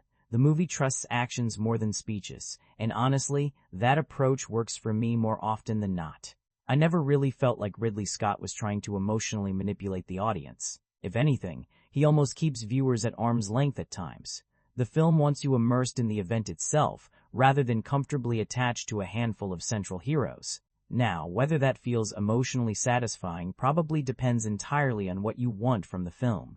If you're looking for deeply personal storytelling with fully developed emotional arcs, Black Hawk Down can absolutely feel cold. But if you approach the movie as an experiential war story about confusion, survival, and psychological collapse, then the fragmented characterization starts making much more sense. Because in this film, war does not preserve identity, it slowly strips it away. And at the center of Black Hawk Down, beneath all the explosions, confusion, and collapsing momentum, there's really one idea holding everything together: nobody gets left behind. And the movie takes that military code extremely seriously, almost frighteningly seriously. What's interesting is that Ridley Scott never turns that philosophy into some large inspirational slogan repeated throughout the film. The soldiers rarely stop to explain what brotherhood means to them through emotional speeches. Instead, the movie reveals it through decisions, especially once the operation completely collapses. That's where the theme truly emerges, because logically, there are multiple moments where retreat probably would have been safer, smarter even. The situation keeps deteriorating. Convoys become lost, helicopters are down, soldiers are stranded across different sections of the city. Communication starts collapsing, casualties continue rising, and yet people keep going back in, again and again. Honestly, that's one of the most emotionally complicated aspects of Black Hawk Down for me personally. On one level, it's deeply admirable watching soldiers risk everything for one another. There's something profoundly human about refusing to abandon wounded men, even when the odds become catastrophic. But underneath all of that, the film quietly raises a deeply uncomfortable question: how many lives should be risked to save one life? And Black Hawk Down never offers a clean answer. It simply continues showing the consequences. You watch soldiers running directly into active gunfire to pull wounded men out of intersections. Medics trying to stabilize injuries while bullets continue hitting walls around them. Rescue teams sent into areas already collapsing because somebody else remains trapped there. Gradually, the mission stops being about objectives, politics, or strategy. It becomes about loyalty.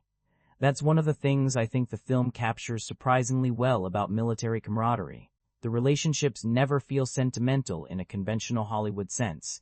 Most of the emotional connection is expressed through behavior under pressure: covering someone during retreat, refusing to leave a wounded soldier alone, remaining calm so someone else doesn't panic. The bond between these soldiers feels practical first and emotional second, which honestly makes it feel far more believable. And I appreciate that the film never turns everyone into flawless heroes. These men are terrified constantly, exhausted, confused, emotionally overloaded. But even inside that fear, the instinct to protect one another keeps pushing them forward. The movie makes it very clear that military brotherhood is not about fearlessness, it's about continuing despite fear.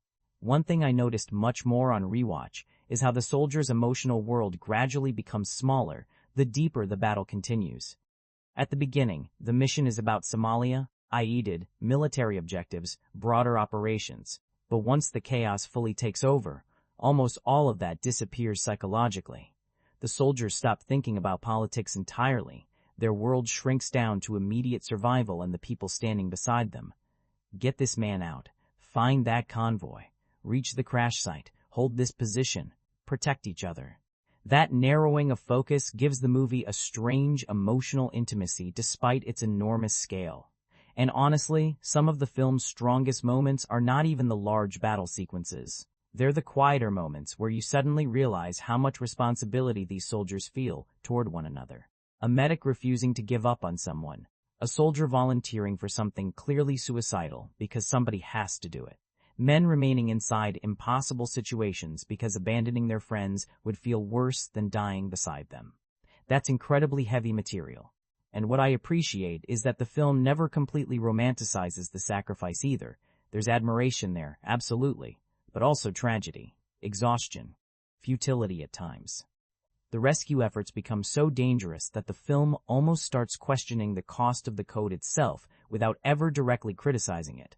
That tension makes the Brotherhood feel more authentic. Because war films sometimes simplify military loyalty into pure heroism, while Black Hawk Down also shows how painful and destructive that loyalty can become. Every rescue creates additional vulnerability. Every sacrifice risks another casualty. The cycle keeps feeding itself throughout the battle. And still, the soldiers continue choosing each other. That's the emotional center of the film, not patriotism honestly, not politics either, brotherhood. A brutal, exhausting, terrifying version of it, but brotherhood nonetheless. By the end of the movie, much of the military hardware and tactical language almost fades into the background emotionally. What stays with you more are the moments where exhausted men keep dragging one another forward through overwhelming chaos simply because they refuse to abandon each other. And whether you interpret that as heroic, tragic, or some complicated combination of both, the film leaves that decision entirely with the audience. What stayed with me most after watching Black Hawk Down honestly wasn't a specific explosion or action sequence. It was the emotional state the movie leaves you in by the end. Exhaustion. Not only physical exhaustion either. Mental exhaustion. Emotional exhaustion.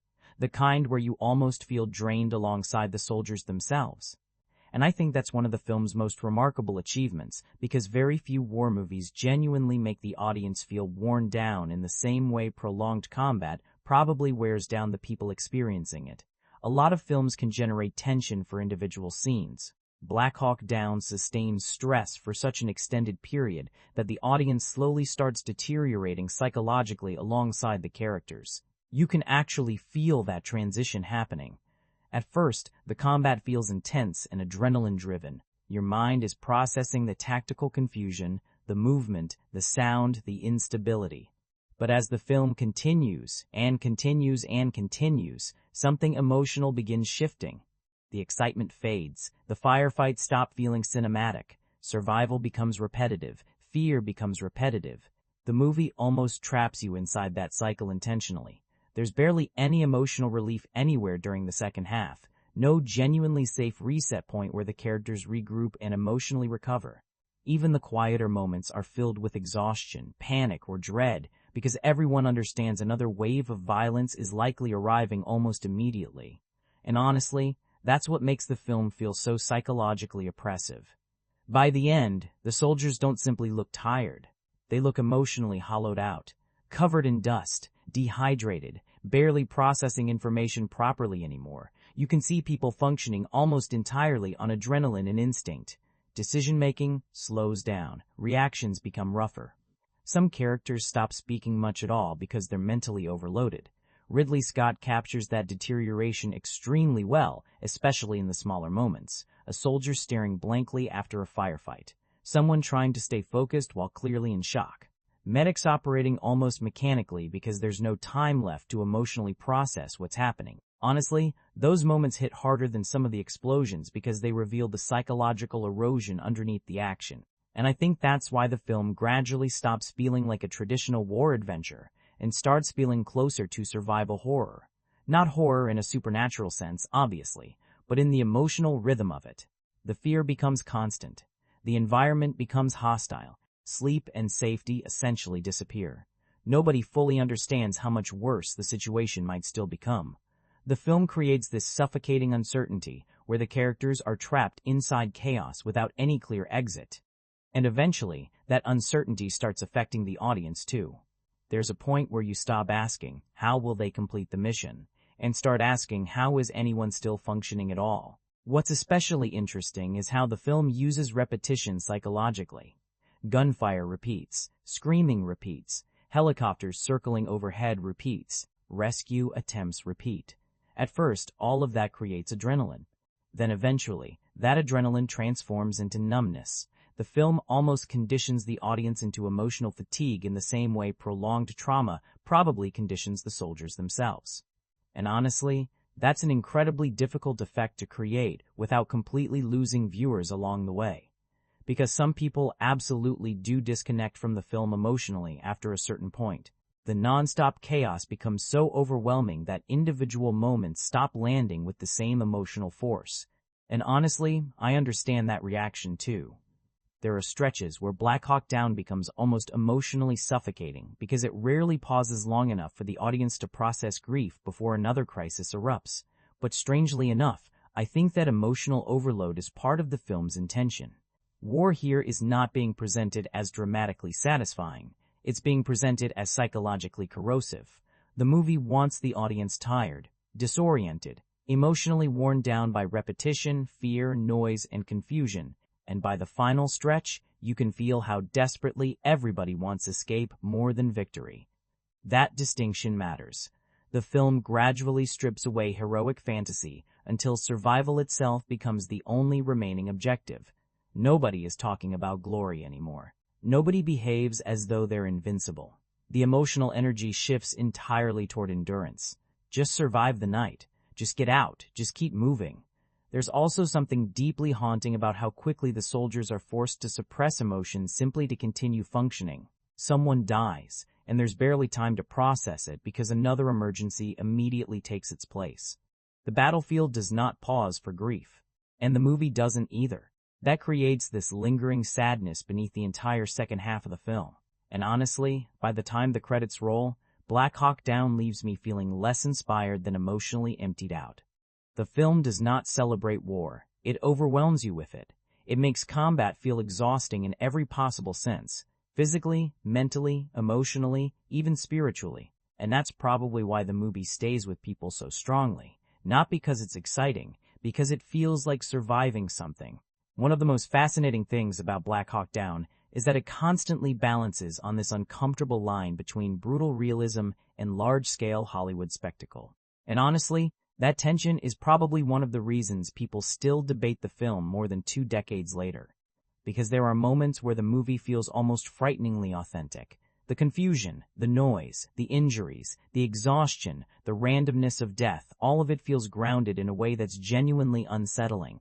Ridley Scott works incredibly hard to make the battlefield feel chaotic rather than traditionally cinematic. But at the same time, this is still a major studio war film directed by one of Hollywood's most visually gifted filmmakers. So occasionally you can feel the movie side pushing through the realism. And strangely enough, I think both elements contribute to why the film remains so memorable. When the realism works, it works extraordinarily well. Combat rarely feels clean or heroic. Soldiers panic. Communication collapses. People make mistakes. Convoys become lost. Medics struggle under overwhelming pressure. Bodies don't fall gracefully. They collapse violently. The film spends so much time emphasizing confusion and vulnerability that it gradually strips warfare of its cinematic mythology. There are long stretches where the movie almost feels documentary-like in the way it immerses the audience inside the chaos. But then certain moments suddenly remind you this is still carefully crafted entertainment. A slow-motion shot, a dramatically framed soldier running through gunfire, a perfectly timed emotional pause in the middle of overwhelming combat. And honestly, those moments stand out more because the rest of the film works so aggressively to feel raw and immediate. That's the strange contradiction at the center of Black Hawk Down. The movie wants to reject Hollywood war fantasy while simultaneously being extraordinarily effective at creating cinematic spectacle. Sometimes those goals complement each other beautifully. Other times, they clash slightly.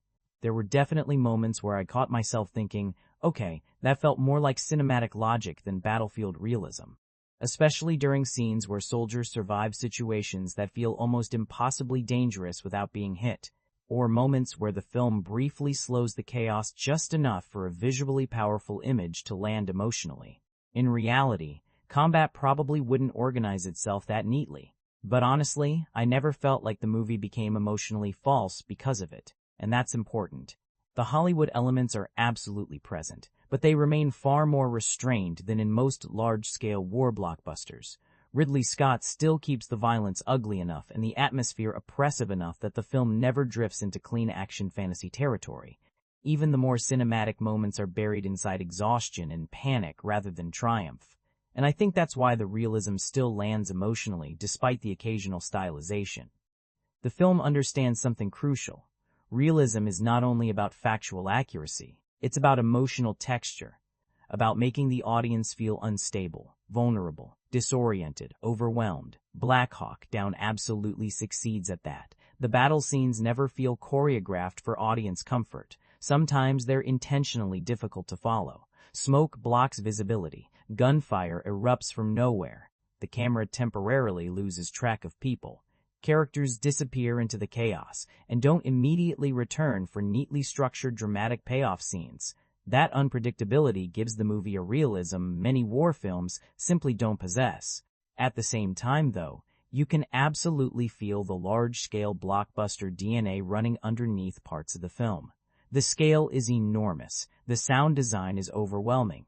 Helicopters sweeping over the city at sunset look visually stunning in a way that's undeniably cinematic. And honestly, Ridley Scott is simply too visually gifted not to create spectacle, even while depicting horror.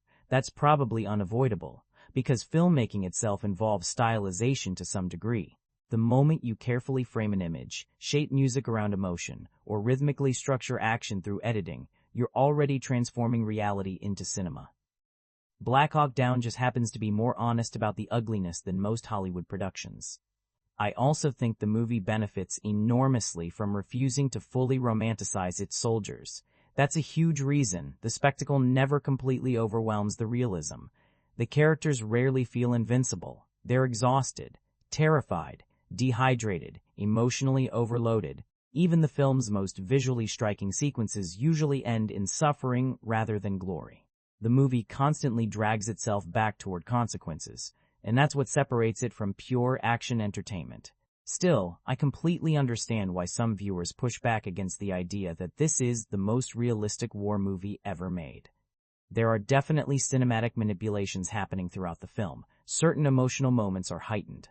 Certain action sequences are structured for maximum impact. The movie occasionally leans into visual drama in ways reality probably would not. But honestly, I think the more interesting question is whether those choices break the emotional truth of the film. For me, mostly they don't. Because beneath the spectacle, Black Hawk Down still feels deeply committed to portraying warfare as frightening, chaotic, exhausting, and psychologically corrosive. Even when the film slips into Hollywood intensity, it rarely slips into Hollywood comfort, and that's a very important distinction. By the end, the movie doesn't leave you energized the way a traditional action blockbuster would. It leaves you drained, disturbed, mentally worn down, which honestly feels far closer to realism than heroism. Anytime people talk about Black Hawk Down, the conversation eventually returns to the same question: how accurate is it really? And honestly, that's where the film becomes especially fascinating, because the answer depends entirely on what someone means by accurate. If we're talking about the feeling of the battle, the confusion, the panic, the tactical collapse, the exhaustion, then yes, the movie has earned a reputation for being extraordinarily convincing. A lot of military veterans and people familiar with the actual Battle of Mogadishu have praised how authentically the film captures the sensory chaos of urban warfare. You can tell Ridley Scott and the production team were deeply obsessed with operational detail, the weapons, the radio procedures, helicopter movement, military terminology, convoy tactics, even small behavioral interactions between soldiers.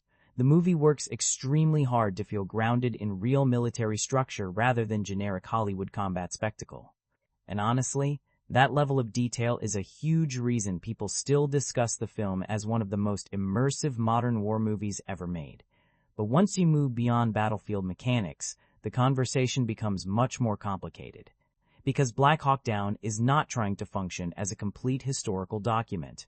It's adapting Black Hawk Down, and even the book itself was already heavily focused on the American soldier's perspective during the battle, rather than presenting a fully balanced geopolitical portrait of Somalia. The film narrows that perspective even further, and that's where much of the criticism originates. There are viewers who feel the movie oversimplifies the larger political context surrounding the mission. Others argue it almost entirely sidelines Somali perspectives, reducing many local fighters and civilians into background chaos surrounding the Americans. If someone watches the film hoping to fully understand the humanitarian and political collapse of Somalia during the early 1990s, they'll probably leave frustrated. The movie is extremely selective about what it chooses to emphasize. Ridley Scott essentially traps the audience inside the soldier's immediate experience and rarely allows the camera to step back. You understand the confusion on the ground far better than you understand the larger forces that created the conflict in the first place. Now, personally, I don't think that automatically makes the film dishonest, but I do think it makes the film incomplete. And there's a difference between those two things, because the movie never really pretends to be neutral historical documentation. It's a battlefield immersion film, first and foremost. Its goal is to make the audience feel what the soldiers experienced during those hours in Mogadishu, and by that standard, I think it succeeds powerfully. At the same time, emotional immersion can sometimes create the illusion of total truth, even when major perspectives are absent. That's why the debate surrounding Black Hawk Down never fully disappears. Some people view the film as respectful realism. Others see it as selective realism. And honestly, both arguments have legitimate weight. There are also smaller factual debates people continue bringing up regularly. Certain events were compressed, timelines were adjusted. Some soldiers were combined or simplified because otherwise the movie would have become almost impossible to follow structurally. And honestly, that's fairly common for adaptations based on real events, especially battles involving enormous numbers of people and overlapping situations. But because the film feels so immediate and authentic visually, audiences sometimes expect documentary-level precision from every detail. That's probably unavoidable. And strangely enough, I think the film itself contributes to those expectations because of how aggressively authentic it feels moment to moment. The handheld cinematography, the sound design, the physical brutality, the military jargon, all of it creates this overwhelming, you are there sensation that instinctively makes viewers trust what they're watching, even when what they're watching has still been carefully shaped into narrative cinema. There are also viewers who criticize the film for leaning too heavily into spectacle while simultaneously claiming realism. They point towards certain slow-motion shots, dramatic visual compositions, or emotionally heightened action beats, and argue that the movie occasionally slips into Hollywood myth-making. And honestly, that criticism is fair too. But I also think people sometimes misunderstand what Ridley Scott is actually trying to accomplish. He is not attempting to recreate every second of history with academic precision. He's trying to recreate the emotional and psychological experience of a military disaster. That's an entirely different artistic objective, and whether the film succeeds probably depends on what you personally value more, factual completeness or experiential immersion. Personally, I think Black Hawk Down works best when viewed as a perspective-driven survival story rather than a definitive historical account. The closer the movie stays to immediate battlefield confusion, the stronger it becomes. The further you step back and begin examining broader political context, omitted perspectives, or narrative simplifications, the more its limitations begin revealing themselves. That tension has become part of the film's legacy now. It's admired for realism, while simultaneously criticized for incompleteness, praised for authenticity while debated for selectivity. And honestly, maybe that contradiction was inevitable from the moment someone attempted to transform a battle this chaotic and politically complicated into a major Hollywood film in the first place.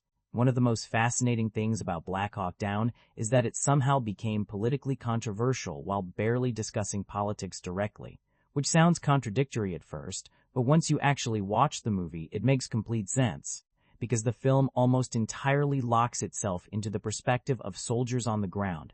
Ridley Scott has very little interest in extended scenes about diplomacy, governmental strategy, or international policy debates. He keeps the camera down in the streets alongside the Rangers and Delta Force operators while the operation collapses around them, and that creative decision fundamentally changes how the story feels. Politics become distant background noise. You hear fragments about humanitarian intervention, warlords, famine, peacekeeping, unstable leadership. But the film never stops to deeply unpack Somalia itself. It doesn't fully examine the long historical conditions behind the conflict or carefully explore why the United States became involved there in the first place. Instead, the movie throws the audience directly into the consequences. And honestly, that's one of the reasons people interpret the film so differently politically. Some viewers see Black Hawk Down as quietly critical of American foreign policy. Others see it as military glorification. The cycle becomes exhausting intentionally, but exhaustion as artistic intention can still feel exhausting to experience. For some viewers, the movie eventually becomes numbing rather than immersive. The emotional rhythm flattens because the intensity almost never releases its grip. Another criticism that's difficult to ignore is the imbalance in perspective. The movie is deeply invested in the American soldiers emotionally, but Somalia itself often remains underexplored. Somali civilians and militia fighters mostly exist at a distance, seen through the Americans' fear and confusion rather than through their own emotional complexity or motivations. And that absolutely changes how the audience experiences the conflict. The film spends enormous emotional energy mourning American casualties, while the much larger Somali death toll remains comparatively abstract. Even viewers who deeply admire the movie technically often acknowledge that this imbalance weakens the broader emotional and political complexity of the story, because the battlefield is not emotionally equal on screen, and honestly, that criticism has become more noticeable with time. Modern audiences tend to ask far more difficult questions about perspective in representation in war films now. Back in 2001, the immersive realism itself dominated most discussions. Today, viewers are more likely to ask whose suffering becomes emotionally centered and whose suffering becomes background atmosphere. Then there's the issue of political depth, or perhaps the absence of it. Black Hawk Down hints at geopolitical complexity without ever fully unpacking it. You hear references to humanitarian intervention, famine, warlords, failed operations, but the film mostly refuses to step outside the soldier's immediate experience. That narrow focus creates extraordinary immersion, but it also leaves the larger context emotionally incomplete. Some viewers see that restraint as disciplined storytelling, others see it as avoidance. And honestly, I think there's truth in both interpretations. There are also moments where the movie's realism clashes slightly with its Hollywood instincts. Most of the film feels brutally grounded, but occasionally Ridley Scott slips into visually dramatic slow-motion imagery or near-mythic battlefield compositions that remind you this is still a massive studio production. Those moments don't personally ruin the film for me, but they absolutely stand out, especially because the surrounding scenes worked so hard to reject traditional cinematic hero fantasy. And strangely enough, one of the movie's greatest strengths, immersion, can also become a weakness depending on the viewer. The sound design, editing, violence, pacing, and non-stop chaos are so aggressive that the film eventually becomes emotionally suffocating for some audiences. There are stretches where Black Hawk Down feels less like a movie you watch and more like a stressful experience you survive. Again, some viewers love that. Others absolutely do not. I also think the film occasionally mistakes immediacy for depth. Because the battlefield experience feels so viscerally real moment to moment, the movie can sometimes seem emotionally richer than it actually is beneath the surface.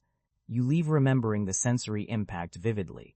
The noise, the panic, the helicopters, the exhaustion, but certain thematic ideas remain frustratingly underdeveloped once the adrenaline fades. And honestly, that's probably why the film continues dividing audiences even today. Some viewers see one of the greatest war films ever made. Others see an emotionally distant technical masterpiece lacking deeper human perspective. Personally, I think both reactions are understandable, because Black Hawk Down is one of those rare films where the strengths and weaknesses are deeply interconnected. The same choices that make it immersive also make it emotionally overwhelming. The same narrow perspective that creates realism also creates imbalance. The same relentless pacing that generates tension also creates fatigue. It's a movie that commits so completely to its own vision that even its flaws become part of its identity. It's almost impossible to discuss Black Hawk Down without eventually comparing it to other war films, because the movie arrived during a period when modern combat cinema itself was being redefined. And honestly, whether people love or dislike the film, it absolutely earned its place inside that conversation. The comparison that comes up most often, obviously, is Saving Private Ryan. That shadow follows nearly every modern war movie now, but especially this one, and you can immediately feel Ridley Scott responding to Steven Spielberg's influence. The handheld camera work, the chaotic battlefield immersion, the brutal injuries, the overwhelming sound design. Saving Private Ryan fundamentally changed the visual language of war cinema, and Black Hawk Down very clearly builds on that foundation. But what's fascinating is how different their emotional goals actually are. Saving Private Ryan feels reflective, emotional, almost mournful from beginning to end. Steven Spielberg constantly pauses to let the audience sit with fear, grief, morality, and sacrifice. There's space for introspection. Black Hawk Down barely pauses at all. Ridley Scott's film feels harsher somehow, more mechanical, more exhausting. Instead of guiding the audience through emotional reflection, it traps them inside prolonged chaos. Spielberg wants audiences to understand the emotional tragedy of war. Scott wants audiences to feel psychologically trapped by it, and that's a major distinction. Honestly, depending on what someone values in war cinema, they'll usually prefer one approach over the other. Some viewers think Black Hawk Down surpasses Saving Private Ryan in pure battlefield immersion because of how relentless it is.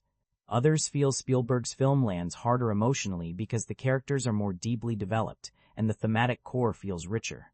Personally, I don't think the two films are really attempting to accomplish the exact same thing, even though they're constantly grouped together. Then you have movies like Pearl Harbor, which arrived around the same period but approached war from almost the opposite emotional direction.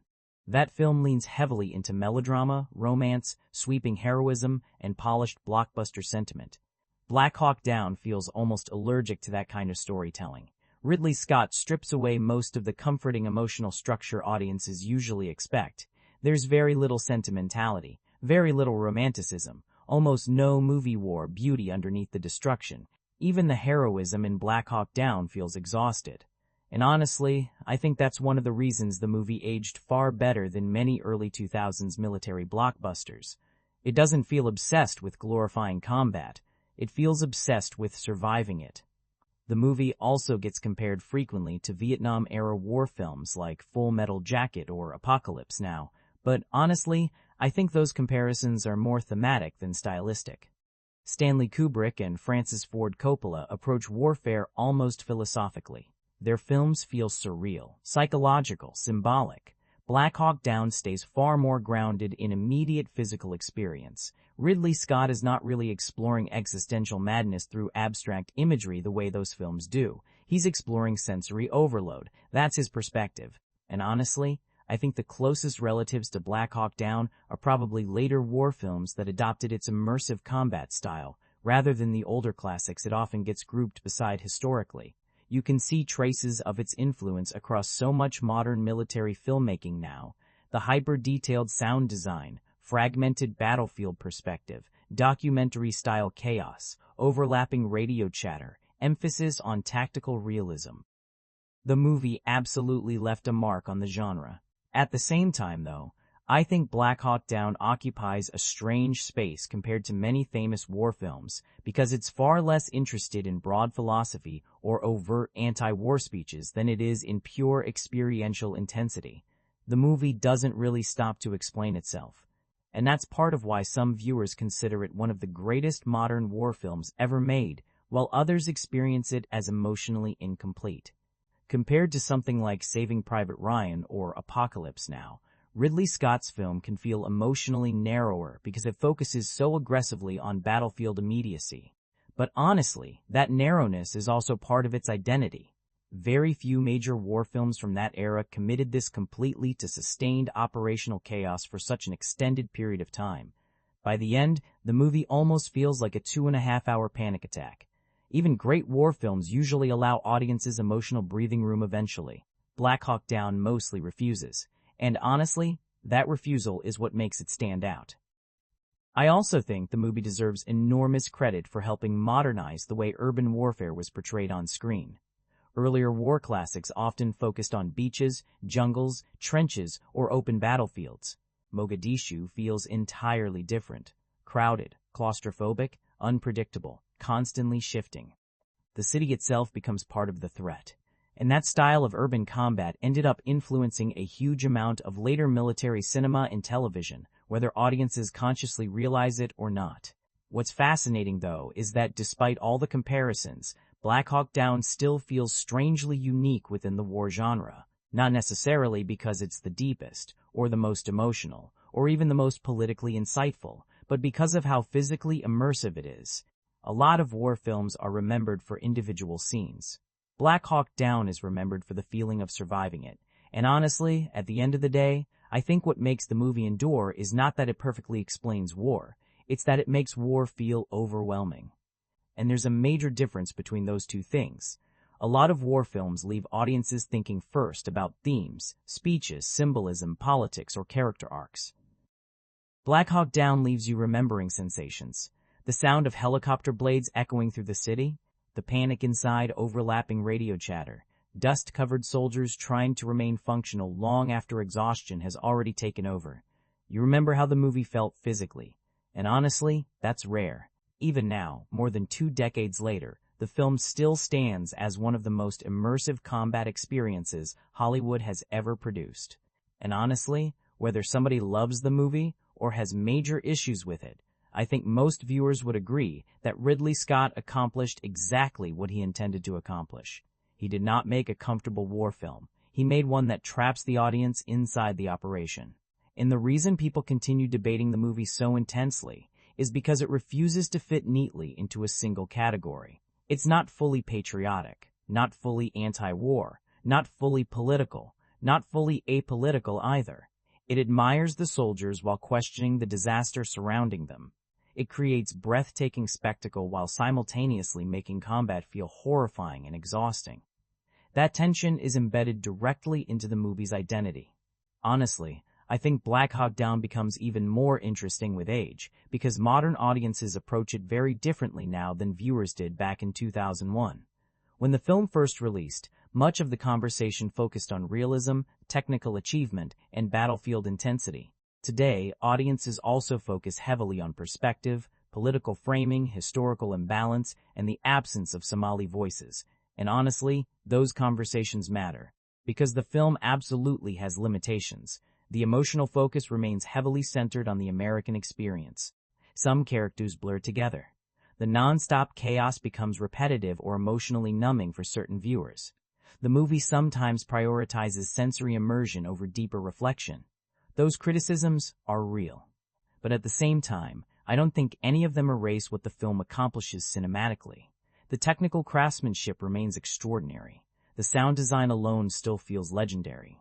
The editing somehow holds massive battlefield chaos together without collapsing entirely into incoherence. Hans Zimmer's score creates this constant emotional pressure beneath the violence. The cinematography transforms Mogadishu into a suffocating maze where every street feels dangerous.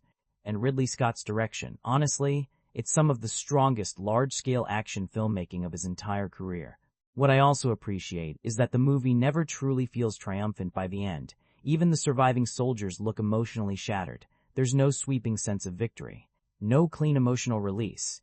Only exhaustion, survival, and the lingering feeling that everyone involved paid a devastating price for something far larger than themselves. And honestly, that's why I've always struggled when people reduce the film to either war propaganda or anti-war masterpiece.